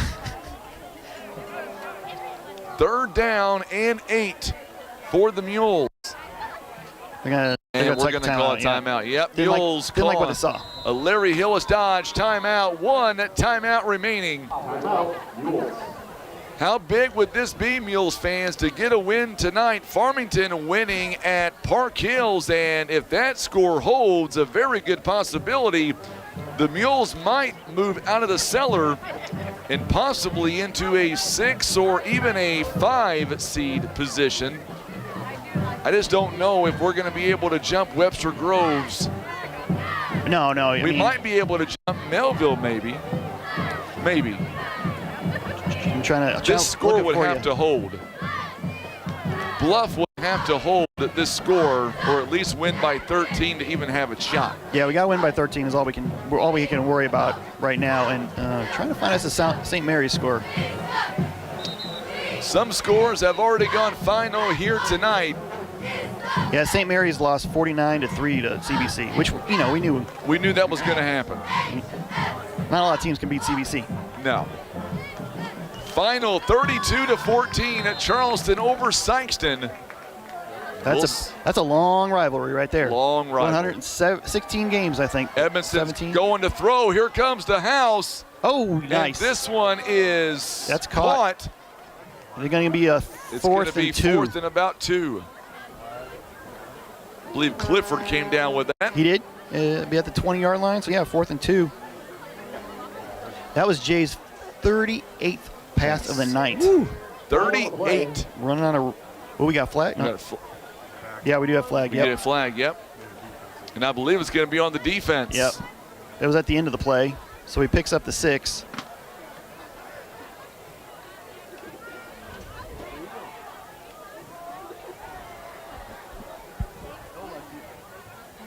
Holding on the defense. Never mind. He doesn't pick up the 6. No, he doesn't pick it up. Nope, it's going to come back. Well, no, it'll come from the Well, what are they doing here? The flag was all the way down at the 15. It's gonna be on the defense. So holding on the defense. Oh, so he gets the 6 plus the 10. Yeah, I would say that's usually a spot, but kind of. So now 1st and goal on the 10. Yes, it is in high school. Learn the rules. Yeah, it's a little. Everybody thinks they know the rules until it's a little different for Edmondson everybody. going to the end zone. This one is incomplete. 2 flags. 2 flags in the end zone. It was intended for Hunter Clifford. We'll go down field side again, and we'll get the flags here. It's going to be holding against Hillsboro. Be a half the distance? Yep. So here is the call. Holding on the defense, half the distance to the goal, replay first down. So we're going to replay the first down. So another big penalty by Hillsboro, and now it's going to be on the 5-yard line. I got him for 10 penalties and 95 yards. First and goal on the 5. And they've been very ill-timed ones. You know, the hold there. I will say I like a defensive hold in that situation instead of a pass interference because, you know, you can't. It's before the throw, so it's going to be a defensive hold. Ferguson's going to come around the edge. He's going to get in there. Touchdown. And he's got it. Devin Ferguson, another big touchdown for that young man. 35-15. His 3rd of the night. Farmington, I believe, has just won their ball game. So that's big. I'm sorry, Nicole. Nicole Bliss, not Nicholas, my bad. I'm sorry, Nicole. So Ferguson, here is the extra point attempt. It is up and it is good. Mules lead it 36-15, and we'll keep it here. What another drive by Poplar Bluff that time around. Yeah, and it was quick, 5 plays, 55 yards, 1 minute, 9 seconds, and a big touchdown for the Mules. 9:24 left in the ball game. 36-15 the score.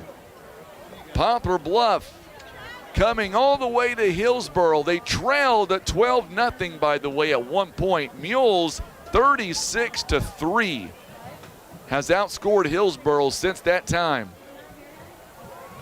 Thank you, Rebecca. Appreciate that very much. So Mules have a 36-15 lead. It's just after 9:30. I'm going to give Tim about 8 minutes to break everything down or leaving them behind. It's a long drive back. It's a long drive back, Tim. Long walk for you, my friend. Unless you drive to St. Louis tonight, then it's only a 30-minute drive. Okay, well, we're going to drive home. Smart man. Here is the kick. This one is picked up at the 10-yard line. And Mules are really, momentum-wise, it is in their favor all the way out to the 26.5, maybe 27, depending on where they spot them down. Yeah, you got a 3-touchdown lead, and we're going to keep the 1D defense out there because we still have a lot of time in this ball game. You don't want to give them anything to build off of real quick. No. Especially a big play right off the bat. 36. Mules, by the way, have not won back-to-back games all season. Good time to do that. Good time. Yep. This would be another quality win. On the road too. On the road. See, I don't mind being I don't mind being on the road. Let's go on the road next week too, and then we're going to go on the road next week. Let's not even go back to Mule Stadium this season. Let's just go all the way to Columbia. Hand off, and Ball's the out. ball comes loose, and I believe the Mules recovered it. Yeah, J.R. Lathan again? Well, that's who came out with it. That's who came out with it. J.R. Lathan. Him and Devin Ferguson. Loose ball recovered by the Mules. So Poplar Bluff, they do it again. Really? 32? To the 32-yard line. So Poplar Bluff. Hold on to the ball. Pouring it on. 9 minutes and 10 seconds to go. Mules have a 36-15 lead. The defense has come to play this half. They have. We said the first possession was going to be huge. Mules turned it over. They got it right back on a turnover as Caden Jenkins, they're going to run it to the 30-yard line. Mules have never looked back since. Yeah, we got 9 minutes to go. I think now the final 9 minutes, you're going to see a heavy run game now by the Mules. Second down, Poplar Bluff. I can't imagine it being anything other than a heavy dose of run, unless you get somebody wide open. Well, and it all depends on what they give you. If they give you, you're right. Look at them. Look at how many guys they got within 5 yards of the ball right there. And we're one-on-one matchups on the outside. Mules are ready for the playoffs. Mules playing some of their best football the last 2 weeks. Jenkins again trips up and he's inside the 30. But he stayed in bounds. He stayed in bounds. Yep. Not sure how much to the 29, so a yard gain on that. 3rd down and 7. Gain of 1 makes it 3rd down. So Farmington, from what we understand, they pick up a big win over Park Hills. And unless the Mules get higher than a 7 seed, I would say we're probably going to face Farmington next week. Yeah, that's just my early estimation. Let me try to see if I can't do this. And I don't know that to be a fact. I'm just giving you what I think is going to happen. Well, I mean, yeah, there's a lot of stuff There's a lot of things that still take into account. So many variables when you add this up. Another handoff to Jenkins. Jenkins is tripped up, and he's going to be near the 25. Well, what did they win? What did Farmington win by? How many points? I don't think it was much. David Hadley, what was the final score? I think it was only maybe a point, maybe 2 points. Down to the 25, so it's 4th down and 3. 4th and 3 for Poplar Bluff. See if I can get a final score and get you. No, I'm sorry, it was 42-28 at last check. So it would have been a 2-touchdown lead. Okay. Possibly, so maybe 14 points. 32. Yeah, I think they're going to beat. I think they're going to leapfrog St. Mary's. We might be headed to. Timeout called by the Mules. Their final timeout called, brought to you by Larry Hillis Dodge. So, Mules fans, just so you know, we'll take this opportunity right now and tell you next week we will not be on Facebook and on YouTube video-wise. We will have the audio on Facebook, but starting next week, we have to go through Misha TV. If you want to watch the video, we will have a link set up. Brian, is there any chance at all with this win, if it stays the way it is, do you see the Mules leapfrogging enough to get a home game next week? No. Not at all. No. Okay, so I think we might actually get above Melville too. It depends it depends on how many teams of Melville's lose or win, but it's going to be like within a point between the last 3 or 4 teams, and Farmington's probably going to be the 3 seed, St. Mary's going to be 4, and the Mules could be the 5. This one is incomplete. So that'll be turnover and downs with 6:54 left. It went to Logan Slack, or it tried to go to Logan Slack, and Hillsboro will have the ball. So if you're Poplar Bluff, Jackson, by the way, defeats Festus 43-7. Final score, Jackson defeats Festus 43-7. That will make the Hillsboro fans happy, I'm sure. Very happy, yes. So I guess there's a possibility the Mules could be a 5 seed.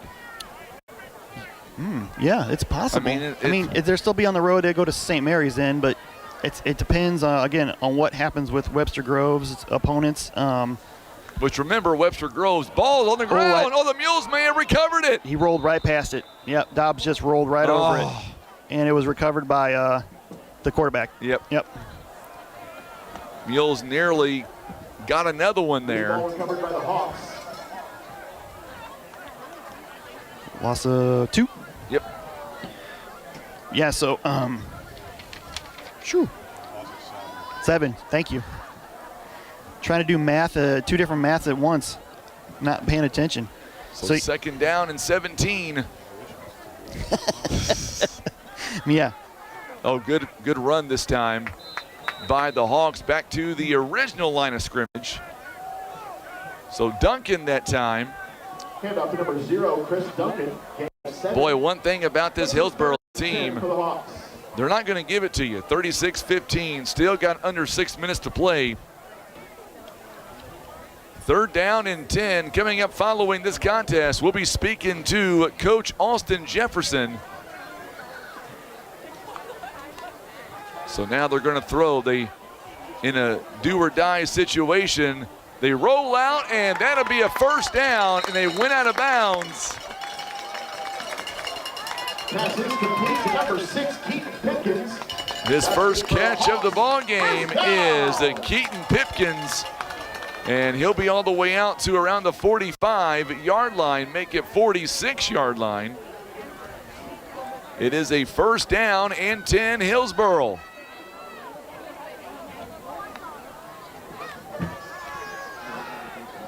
Going to throw it, has a man wide open, going to get in Mules territory, another first down. So Duncan.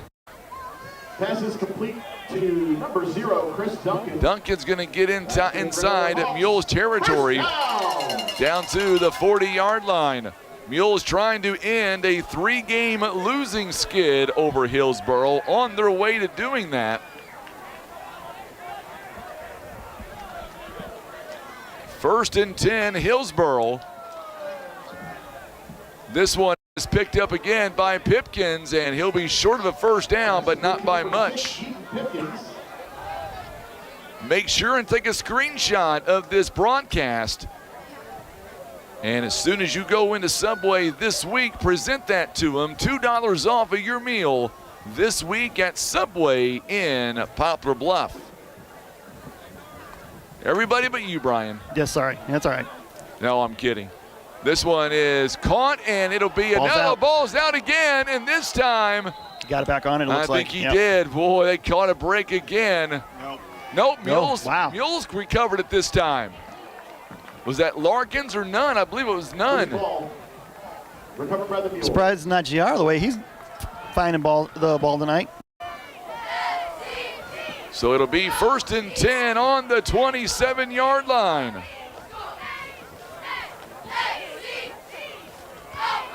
Mules will have it with 4 minutes and 45 seconds left to go.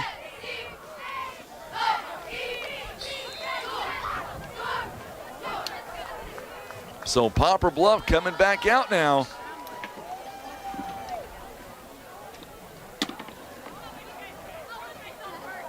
Edmondson back out. First down and 10 for the Mules. They give it to Caden Jenkins. Jenkins, the ball comes loose. Ball came out at the end of the play. And Hillsboro recovers.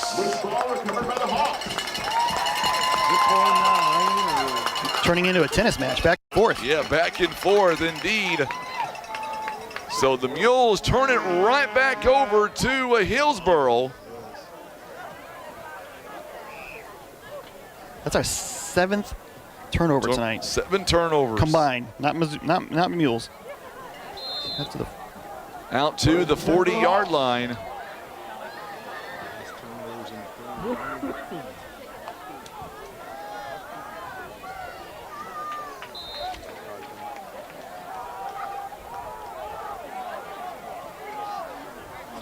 Got a Mules player down too, near the 47-yard line. And that one, that's Lincoln Warren too. So Warren is down on the 47-yard line. Our ball game here tonight proudly presented by Ozark Total Health Care, Senator Jason Bean, Maverick Glass, Edmondson, and Holt Attorneys at Law, Air Solutions. Also being brought to you by Larry Hillis Dodge, Eye Care Specialists, Christian Automotive and Tire, and being brought to you by Subway and Country Road Market, proud supporters of Mules football for the 2024 football season. So Poplar Bluff well on their way to a win tonight. That would end a 3-game losing skid against this Hillsboro team. But now, as great as that would be, the attention will now turn to Lincoln Warren and the entire coaching staff, or most of our coaches, are out there with them right now. He's up on his feet. That's some good news. Boy, he's a dynamic player for this Mules defensive line. It's hard to replace a Lincoln Warren. Look, he just got his feet kind of tangled up on as he was engaged with the offensive lineman there. So I don't know, look, maybe it's a back or a lower leg issue, but he's walking pretty good, so that's a good sign. That's a great sign. Yeah. Great kid. Final score, Farmington does win by 14 officially. They needed that. They did need that. They'll probably go to a 3 spot. This one downfield, and it's tipped up in. Whoa, what a catch. My goodness, what a catch. Now that deserves a Barker's Towing and Auto Repair replay. How in the world did he come up with that catch? Da-da-da, da-da-da. Number 6, Keaton Pipkin. Wow, Pipkin. All the way down to the 10-yard line. Did that ball get deflected twice? Twice. Man. And now Mules defense standing him up that time. Nothing there for the QB. I say the ball has not bounced for Hillsboro's way tonight, but that one was one. 2nd and goal now from the 10.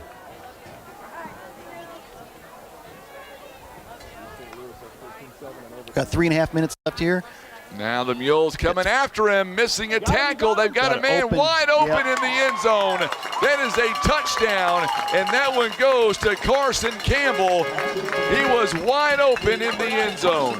Yeah, the quarterback was able to avoid the rush and keep it alive just enough for his guy to get open, and he was open there in the back of the end zone. 3 minutes and 26 seconds.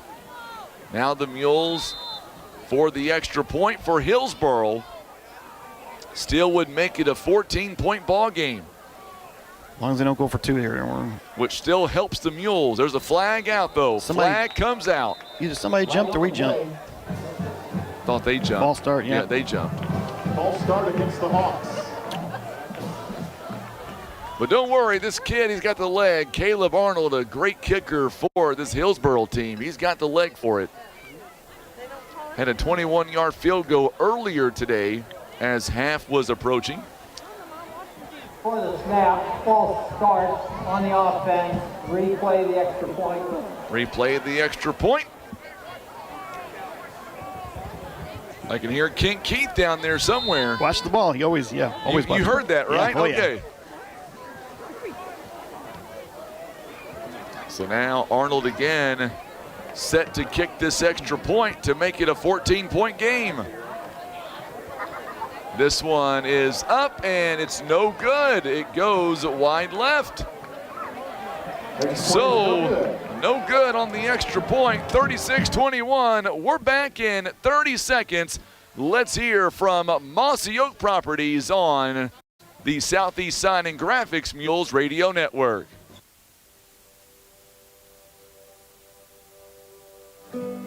Here at Mossy Oak Properties Mozark Realty, our clients come first. Our team of full-time agents go the extra mile to make sure you are satisfied. At a glance, we are outdoorsmen, but if you dig deeper, you will find real estate experts ready to help you write the next chapter of your life. Contact any of the full-time agents of Mozark Realty at 712-2252 or online at mozark.com. All right, so it is a 36-21 ball game. Mules up by 15 points. So Brian, with 3 minutes and 26 seconds left to go in the ball game, how critical is it for the Mules if we don't win by 13 points? Will that put us in the 7th spot? It could cost you a spot. I mean, every point's going to count. So you definitely going to go for the onside kick here, and Mules got a lot of guys up the field here. Number 85, Caleb Arnold. The holding on to the ball will be very important for the Mules in the last 3:26 here. Which is weird to say because you're winning by 14. You know, it's here it comes. There's the onside kick. The ball is still loose. I think Hillsboro got it. Got it. Yes, they did. Oh, my goodness. What a play by Hillsboro. And if you're a Mules fan, you don't want to see that. No. Not at all.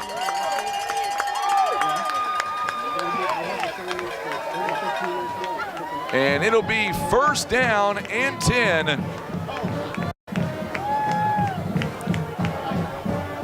At the 49, yeah. 49-yard line. Yeah, this is it's weird to say, but you know, every point's going to be important for the Mules, so they got to get it. They cannot give up a touchdown here. So now, got a hit. Oh, good job by the Mules. Yep. That was Grant Wood that time. Sacked him.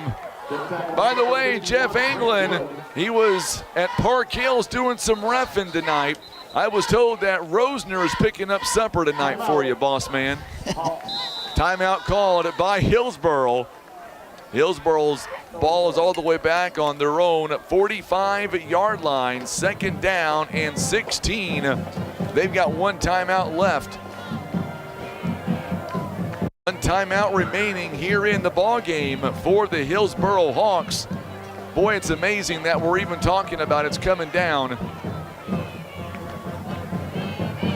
to what we're talking about. David Hadley says that he wants to see that Mules-Farmington rematch, and that might be where we're headed. I don't know.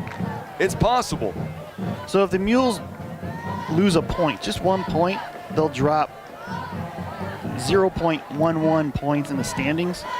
So that just kind of shows you, so that, you know, the difference between 1 point in the standings can mean a difference of. Oh, the Mules are coming after him again. Chase O'Neal was coming after him. Ball is caught. Oh, it's caught.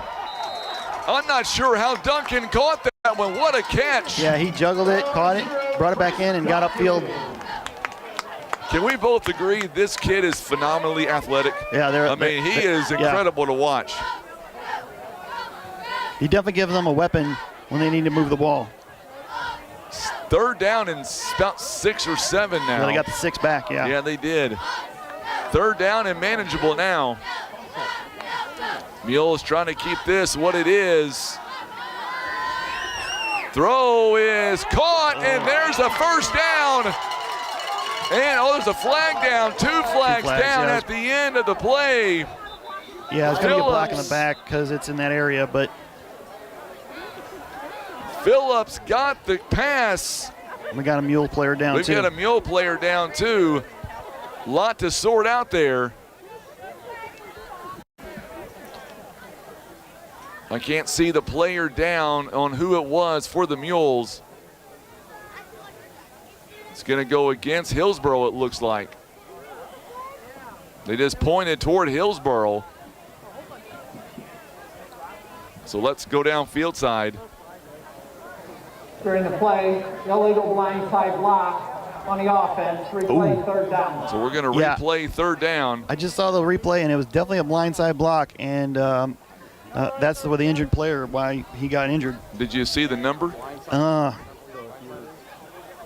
It was a single digit. Hard to see.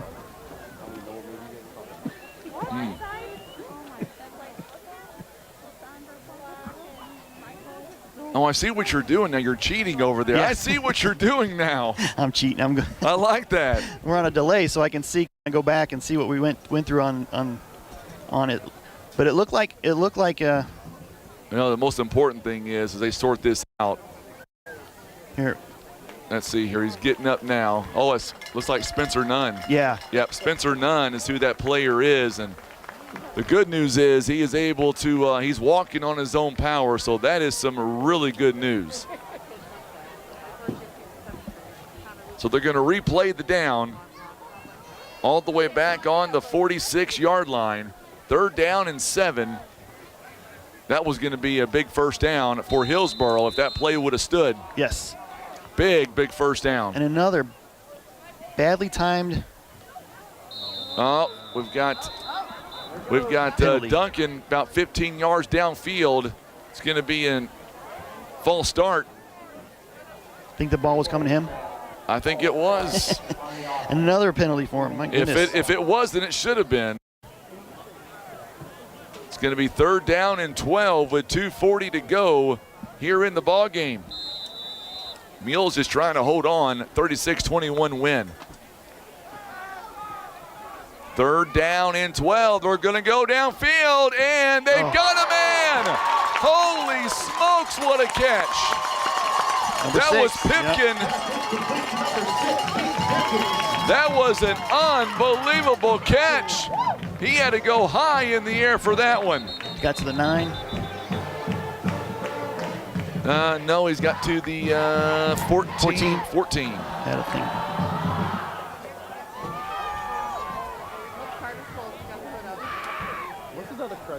We are Stacy. 2 minutes and 22 seconds. Still looking. That's high over the end zone there. It's incomplete. It was intended for Phillips. We'll put that trivia question back on the screen at 2:17 to go. $300 trivia question. Which current or former SEMO Conference team has not won a state title? Was it Malden, Perryville, Chaffee, or Hayti? We will select our winner following this drive. Your final call. Going to give it to Ian Phillips, and he will score. 209.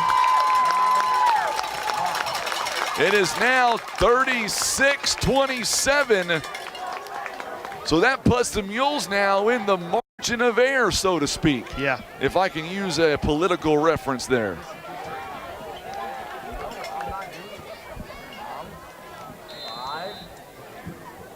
Boy, if this score holds, it's going to be tough for the Mules to move up any, or to get past the 6th seed. Yeah, it's going to be tough. I mean, the extra point attempts coming up.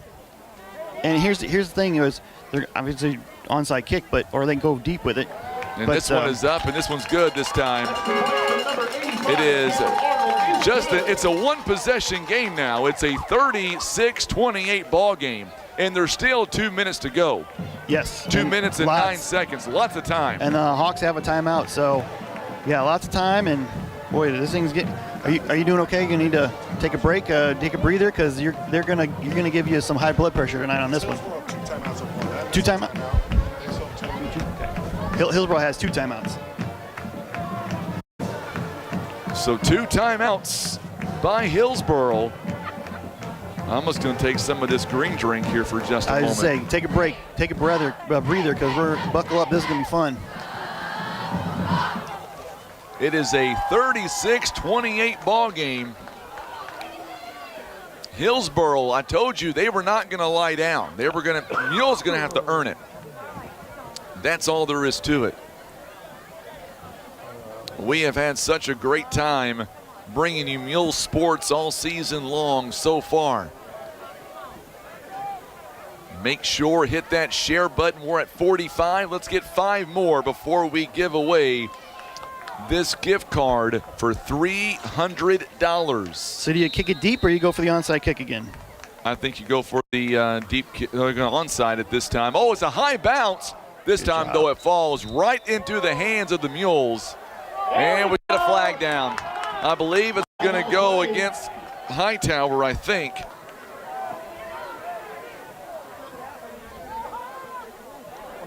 Hightower's running off the sideline. I'm thinking that's who it was going to be against there, Brian. Didn't see it, so we'll see. They're We'll going to go talk down. it over. We'll go down field side again. I love these mics. First game I've been a part of in a long time that has the mics. Personal foul against Poplar Bluff. It's just their third penalty. Personal foul against the Mules.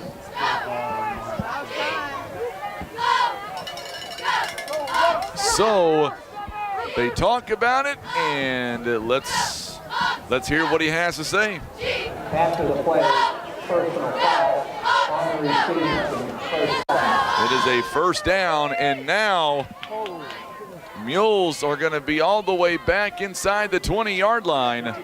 Yeah, and if you have to punt from here, that's going to give Hillsboro a great field position. You've got to move the ball here. This is a very, very important set of downs for the Mules. It's going to be a 1st and 10 on the 17-yard line. 2 timeouts here for Hillsboro. Mules obviously going to run the football here, you would think. Oh, Ferguson tripped up in the backfield. What a play. Number 9, Carson Campbell. So Campbell with a huge stop defensively. They'll take their second timeout. So 1 timeout left for the Hillsboro Hawks. And they're going to mark him back. He lost some yards on that one. All the way to the 10? Yep. Wow, that's a 7-yarder. 7-yard loss, 2nd down and 17. So next week, we're going to be live somewhere. We'll be either in Cape or I would say Farmington at this point, if the score holds like it is now. Could be St. Mary's. We don't know where we're going to be. Well, if the Mules lose, we're going to be in Cape. We're going to be in somewhere in the eastern part of the state of Missouri. Yeah, and it won't be in Poplar Bluff, I can assure you. Which current or former SEMO Conference team has not won a state title? Now, the previous question, all these teams got to the state final. Yes. So it could be any one of these. It could be either one of them. Yeah. Malden, Perryville, Chaffee, Hayti. We need 2 more shares before we give away this gift card. It is worth $300 from Academy Sports and Outdoors. Also going to give you that awesome Pizza Inn gift certificate as well. Another handoff. Ferguson gets a little bit of space, and he is out to the 20-yard line. So a 10-yard gain on that one. So this time it's going to bring up 3rd down and manageable. 3rd down and 7. And they're going to let the clock go. So Hillsboro not using a timeout. Play clock is down to 20. What they're trying to do is stop the Mules and then use a timeout. 28, or make that 36-28. It's an 8-point game. This game is far from over here, folks. Hillsboro is right back in this game. Mules have got to move the chains right now. They need a 1st down. They're going to go ahead and run, and the defense was all over that play as Ferguson doesn't get much, and now Hillsboro calls the timeout. No, I don't think they had that timeout. I think they did. Yeah, I think they were out. I had them done with timeouts. And I think Hillsboro, yeah, they're out. They're out of timeouts. But brings up 4th down. Mules are going to have to punt, and they're going to give them the ball back with about 20. They're going to run down and take a timeout and then punt. Well, Mules had no timeouts. Mules don't have a timeout. They're going to take. They're going to take the penalty. Yeah. Take the penalty. Yeah, because they don't have any timeouts. So it's going to be up to the defense to hold them out here. There's a flag. Yeah, Mules are out of timeouts. So each team is out of timeouts. No timeouts remaining. It was yellow. It was wrong. Delay a game on the Mules. So Mules will punt it away with 28 seconds left. Oh, baby, this is overdrive. Hillsboro. I'm just glad tomorrow morning I can sleep in. If my doctor knew that I was doing this for this long, he'd be furious. It's big. So don't tell nobody I was here tonight. Yeah, no one's listening. No one's listening. No one's watching. It's good. So big snap here for the Mules. They got to get it off. Oh, high snap. I'd almost jinxed them. Good snap, good kick, and it's going to go out of bounds. And kept it away from him. Hillsboro's going to have good field position. They're going to have it inside the 45-yard line of the Mules. 22 seconds. So Hillsboro will have it 1st and 10. Someone's a pirate out there. Yeah. 1st and 10 for the Hawks. No, this is a big play right here. This is huge. 43-yard line. 43-yard line. No First and 10. No timeouts. Timeouts are done. 36-28. Here we go, Mules fans. Even Brian standing Yeah, up. I got to get around the... They're going to take it, and Dobbs is going to have himself, him and Aguilar. That started with Dobbs, finished by Aguilar. That's only about a 2-yard loss. Now the whistles are sounding. Yeah, the ball got kicked away, so they're going to wind the clock after they set it. Down to 8 seconds. Mules trying to hang on. And now they just snap it really quick. Yep, they spiked it so that give them one more play. Mules here. They are 8 seconds away from coming in to Hillsboro and getting a ending a 3-game losing skid. Reset the game clock to 6 seconds. 6 seconds, they say. Are you kidding me? What's the difference between 2 seconds? Not much. Not much. No. There's not much. Not in this situation. No. They were happy to get Mules stop secondary, they're all dropping back. Yes. They've only got 3 on the line. I like the idea by Coach Mannon. Here we go. Final play, barring a penalty. They're going toward the end zone. It is tipped around. It's no good. Mules are going to come away with a win in Hillsboro. Great game. Mules go to 4-5 on the regular season to close out the 2024 regular season. Mules will end this game. Final score 36-28. And now we wait to find out where we are going next week. The problem is, won't know till Sunday. We didn't win by more than 13. So win's a win. A win's a win. But is it enough to get out of the cellar, or do we even want to get out of the cellar? You're going to have to hit the road. You're going to have to win 3 ball games, be district champs. Doesn't matter who you're playing now. We just, we're going to know by Sunday, and I guarantee the Mules coaches are going to know exactly who to look at on the tape right now and tonight, and they'll break down. We'll go back to and figure out the math as best we can. So Hillsboro tonight wins, and of course Poplar Bluff, or make that Hillsboro falls tonight to Poplar Bluff, 36-28. Mules ending a 3-game losing skid over the Hawks. Now coming up in just a few moments, we're going to be joined by Coach Jefferson. Let's take a 30-second break, and we'll have Coach Jefferson come up, and we will select our winner real quickly, Tim. Put that trivia question back on the screen one more time, and we will have our answer after the break. Which current or former SEMO Conference team has not won a state title? Was it Malden, Perryville, Chaffee, or Hayti? The answer coming up in 30 seconds. Let's hear from eye care specialist and come right back on the Southeast Sign and Graphics Mules Radio Network. Tired of wondering where your meat comes from? Country Road Market has the answer. We're bringing the farm straight to your table. From fresh cuts to custom processing, we do it all. Bring us your deer, hog, or cattle, and let our expert butchers work their magic. Skip the grocery store and support your local farmers. Country Road Market is located at 558 County Road 507, just off Highway KK in Wapapillo. All right, so we are back here, and Mules get the victory 36-28. We are waiting for Coach Jefferson to come up and break this game down.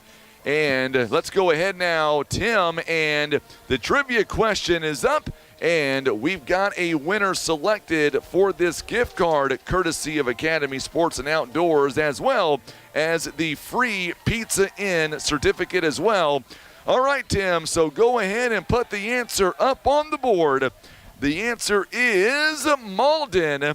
They lost 13-6 in 1969. They played at Marl Stadium in Poplar Bluff. Perryville won back in 1968. Chaffee won in 1983. And Hayti, they won in 2018. Tricia Stewart is going to be the winner of our gift card here tonight of Academy Sports and Outdoors. Tricia Stewart, I'm assuming of Poplar Bluff, not 100% sure on that, but I will contact you, Trish, following the ball game. Might be on Saturday. We've got a long ride home, and we can see the celebrations right now on the field for Poplar Bluff. They are stoked that they were able to make this 2-hour trip and get the win by 8 points over a good opponent in Hillsboro. And now the question remains where we are possibly heading next week. I know Brian right now is quickly crunching all the numbers to kind of see where we might be headed coming up. So we have Coach Jefferson joining us. We'll let him get mic'd up. We'll let him, he's got a rib injury here. I think Brian tackled him on the way up here. Who did that? We'll talk about that on the air. So first off, a genuine injury here, Coach. What's wrong with you, my friend? Oh, they broke the post-game huddle, and one of them tried to give me a hug and got me right in the rib with his helmet. So I don't even know who it was, but I know it didn't feel They're good. all doing up-downs Monday morning. Oh, they're doing up-downs tomorrow morning. Okay, tomorrow morning. Let's talk about this win. Gutsy performance, Coach, ending a 3-game losing skid. Walk us through the mindset there. Second half, the Mules in the third quarter dominated, but then Hillsboro, we knew they'd make a run, and they did. The defense showed up, and they showed out there in the fourth quarter. Well, they did, and that just goes back to what we've been saying before is we got to learn how to close games. We just can't get, think we can just relax in games when we're up ahead and stuff. I think we're up by 21 points. We can't let them get any sort of momentum going, and things happen where the ball kind of muffled and it ended up in their hands, but we just got to make sure those things don't happen and find a way to come out on top. Defense, they made stops, got the ball back for us, and we just got to learn how to just keep the ball moving and milk the clock. And we did a good job on the offensive end tonight, but at the same time we got to do that both halves. So defense really stepped up and took care of business in the second half. So they did a good job tonight. Back-to-back ball games. Edmondson tonight, 23 of 39, another 300-yard night, 2 touchdown passes. This kid was making plays out of his mind tonight. He did, and all the receivers did. We kind of had a big cohesive unit this week. Guys are, they're trying to deal with injuries and stuff that they've been sustaining all season. They were able to, find a way to come out and play because they knew that this is a winnable game. But at the same time, it takes all hands on deck. So they did a good job for Jay. And Jay, he made plays when he needed to, and did a good job for us all across the board tonight. So we're happy with this win, but there's still stuff we got to clean up, and we're going to do that starting tomorrow morning. We say his name a lot. We'll get to him in a moment. Hunter Clifford had a great ball game, but I want to say a guy's name that we don't get a chance to mention much on the post game. I thought Logan Slack tonight, Coach. He was everywhere. 9 catches, 113 yards. Didn't have a touchdown catch, but, man, he was all over those sidelines all night long. Oh, no, and the great thing with Slack, he's in the whole team as a whole, specifically Slack, he's a team guy. Whatever we need for him to do, it'd be nice, for everybody to score a touchdown, but he understands that we need a key block or whatever we need from him. He's going to go out there and give it 100%. So it was a good job for Jay getting him where we needed to, getting him the ball, and for him to make plays like that, he's really just coming out of his shell, and he's doing a good job out wide for us. Clifford is coming out of his shell tonight, 141 yards. I mean, this kid, he's got that work first attitude, and it shows on the football field. Oh, he does a good job. He sees the adjustments that we see, and we do a good job of just trying to open it up to not only get him but the receivers the ball more, and things kind of went in his favor with the coverage he was getting on his side, and it just opened it up for him, and did a good job of getting the ball and connecting when we needed to. So, yeah, very proud of the effort and the way he's been really just coming out of his shell at the receiver position. The downside, let's talk about a couple of injuries here. We saw Lincoln Warren go down earlier in the second half. Also, Spencer Nunn. Can you give me an update on their status here right now? Spencer's fine. I talked to him a little bit before we got out of here. He's going to be okay, just kind of got dinged up. Lincoln, I think it kind of scared him a little bit. I think it was a sort of knee injury. But I seen him afterwards, and he was able to kind of walk out of here on his own. So we're just hoping for the best because we're going to need them both, especially for next week. We didn't see Connor Stevens here tonight, and he's a big piece of our defense. I mean, a huge part of our defense, Absolutely. And we still got it done. Can you give me his status? Will we see him next week in Week 10? I'm willing to bet that we're going to see Connor Stevens next week. It was kind of a game-time decision with him, kind of been dealing with a nagging injury for quite some time, and I think this week it kind of bothered him. He didn't practice a whole lot this week, which we kind of expected tonight would probably be him not playing. So I think he'll be good enough and muster enough to be ready to roll for next week. I'm not 100% sure, but I couldn't tell you where, but I think Brian, he's been crunching the numbers, and he's got a pretty good idea maybe of where we are heading. So maybe we can bring Brian on with us, and maybe we can talk about what's going to happen coming up in Week 10. Brian, what do you know so far? I mean, looking at the numbers, it's going to be very close between if the Mules can move up to the fifth seed. I mean, we're talking 0.17 points. I mean, that last touchdown there by Hillsboro, could keep the Mules from moving up an extra spot, but it's looking like Farmington next week, but it's a lot of. There's so many variables. I'm just gonna have to go back and see what the other scores were. But if everything fell the way I would think it would fall, it looks like we're headed to would be probably of our Farmington, but we won't know until Sunday for sure. So, Coach, when you hear that we could see Farmington again coming up, possibly. Let's just assume it's going to be Farmington. Right. We know that team. They came to our house. We owed them one. We definitely should have won that ball game. We owed them. When you tell the boys, are they going to be psyched up to take on a Farmington team next week on the road? And they'll be ready for anybody. I'm sure they got teams circled that they would like to play. I, for one, would not mind at all facing Farmington again because it was a winnable game when we faced each other earlier in the season. When it comes to Farmington, it's kind of a mirror image of the team we saw tonight in Hillsboro, who does a great job running the football. Farmington themselves do a great job of running the football, especially with the option. It's assignment football when it comes down to it. You got to know who's got dive on the defensive end, who's got the quarterback, who's got pitch man.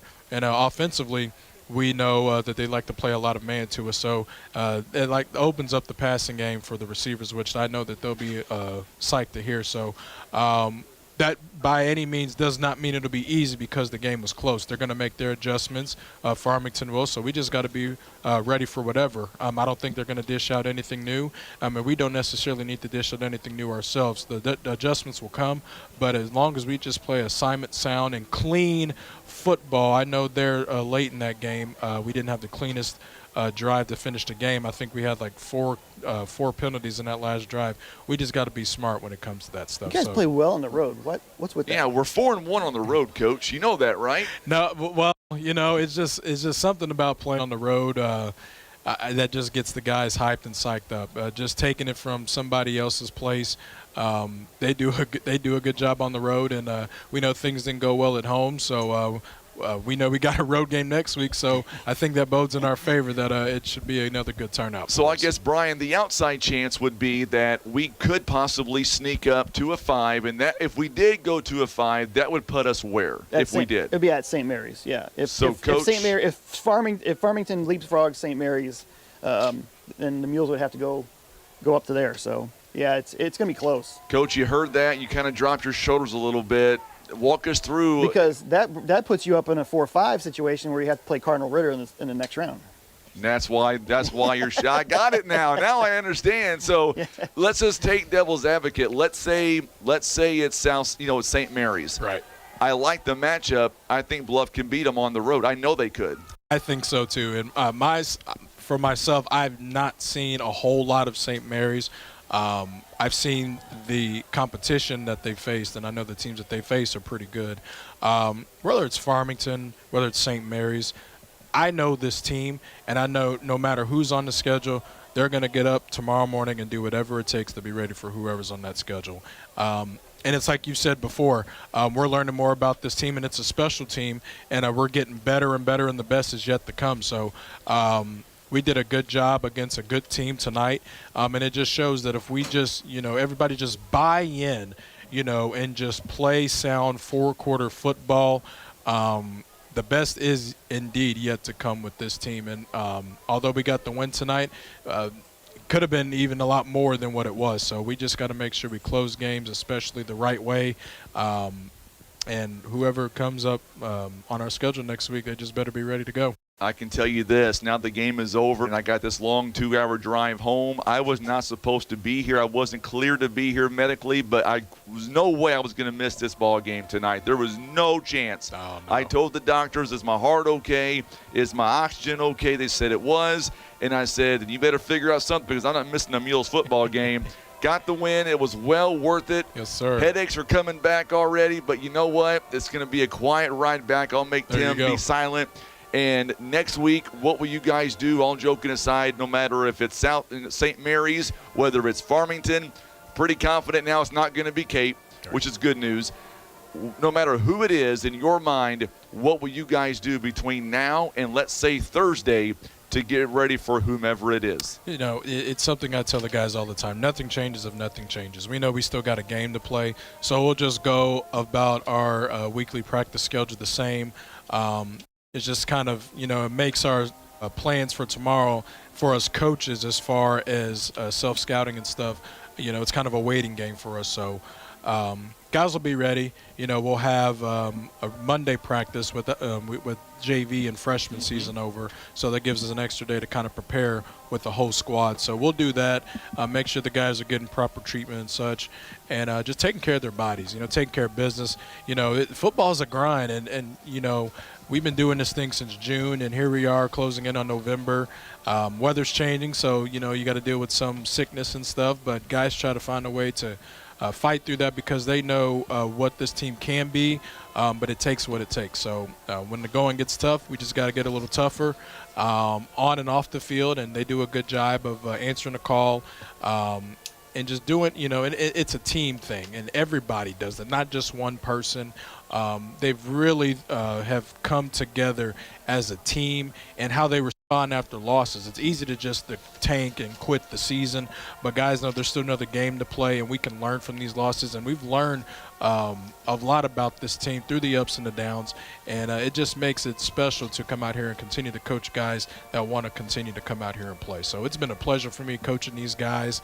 I'm not looking forward to end. Eventually it will, but we're just going to keep playing, and we're looking forward to whoever we got next week. Brian, anything you want to add to the coach real quick? Or no, as I said, you guys are excited about keeping playing. So if the guys are excited, to keep playing, and it's going to be a fun week of practice. Absolutely. It's not going to be fun for whoever put that helmet in my rib, but I'll be all right. I was already told on the field that it was just a gentle hug. That's all it was. Yeah, That's think what I was so. told. I think it was a little excitement. Little excitement indeed. Yeah. Well, Coach, I get to say this to you as a good friend of mine. It means a lot to me that every game, whether we win, whether we lose, you're up here giving us your thoughts. It means a lot to our audience. We still have well over 100 right now watching on YouTube just to hear the message. So what do you want to say to those folks who couldn't make the trip?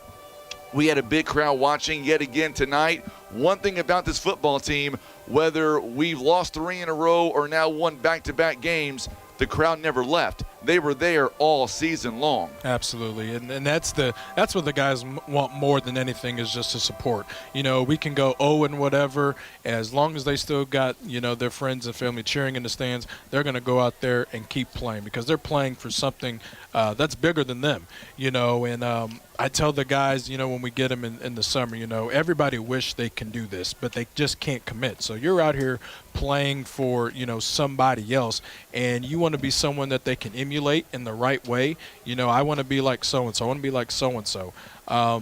And that can come with some pressure, but they understand that, you know, with this sport, you know, it can really make a person grow, you know, on and off the field. So there's been a lot of growing up with this team, and I think that comes with just great support from people cheering them on around them. So we just appreciate all the support, everybody, you know, just whether they're here in attendance, whether they're watching. We just really can't say thank you enough, and we just hope that we can continue to keep playing as long as we can, and they continue to come cheer us on. Well, Coach, let's go out next week, get a big W, and keep this show on the road. What do you say? Let's do it. Well, Absolutely. Coach, congratulations. Safe Thank you, travels sir. back to Bluff, and we'll see you whether it's in Farmington or St. Mary's next week. Absolutely. We appreciate it. Thank you, guys. You betcha. Coach Austin Jefferson, almost said Andrew there. That's your dad. I'll see him very soon on the morning show. And, of course, the Mules getting the win. Brian, final thoughts to you, my friend. It's been a great regular season, but now I think the best is yet to come. Yeah, it should be fun. Postseason is always the time of year everybody enjoys the most. It gets everything gets ratcheted up a little bit, and I think we got a nice preview of that tonight. I think we did as well. Tim Hicks on the camera. Thank you so much, Tim. Let's say thank you again to all of our sponsors, and then we'll wrap it up. They include here tonight First Midwest Bank, Kevin's Auto Repair, PB Realty Legacy Farm and Land Specialist, Whitworth Gift Chest Jewelers. Also being brought to you by Russians Towing, Baldwin Toyota, Ozark Legacy Partners Insurance, Mossy Oak Properties, Poplar Bluff Monument Works, Village Express. Also being brought to you by Pizza and Parker's Towing and Auto Repair, Country Road Market, Subway, Christian Automotive and Tire, Eye Care Specialist, Larry Hillis Dodge, Air Solutions, Edmondson and Holt Attorneys at Law, Maverick Glass, Senator Jason Bean, and Ozark Total Healthcare. Once again, for Brian Rosner and Tim Hicks on the camera, I'm Frankie Castillo. We're saying so long tonight. Mules win at 36-28. We'll find out Sunday where we're going next. It's going to be a fun postseason coming up in 7 short nights. I'm Frankie Castillo. Thanks again for tuning in to Mules football exclusively on the Southeast Sign and Graphics Mules Radio Network. Have a great weekend, and we'll see you back here next Friday night.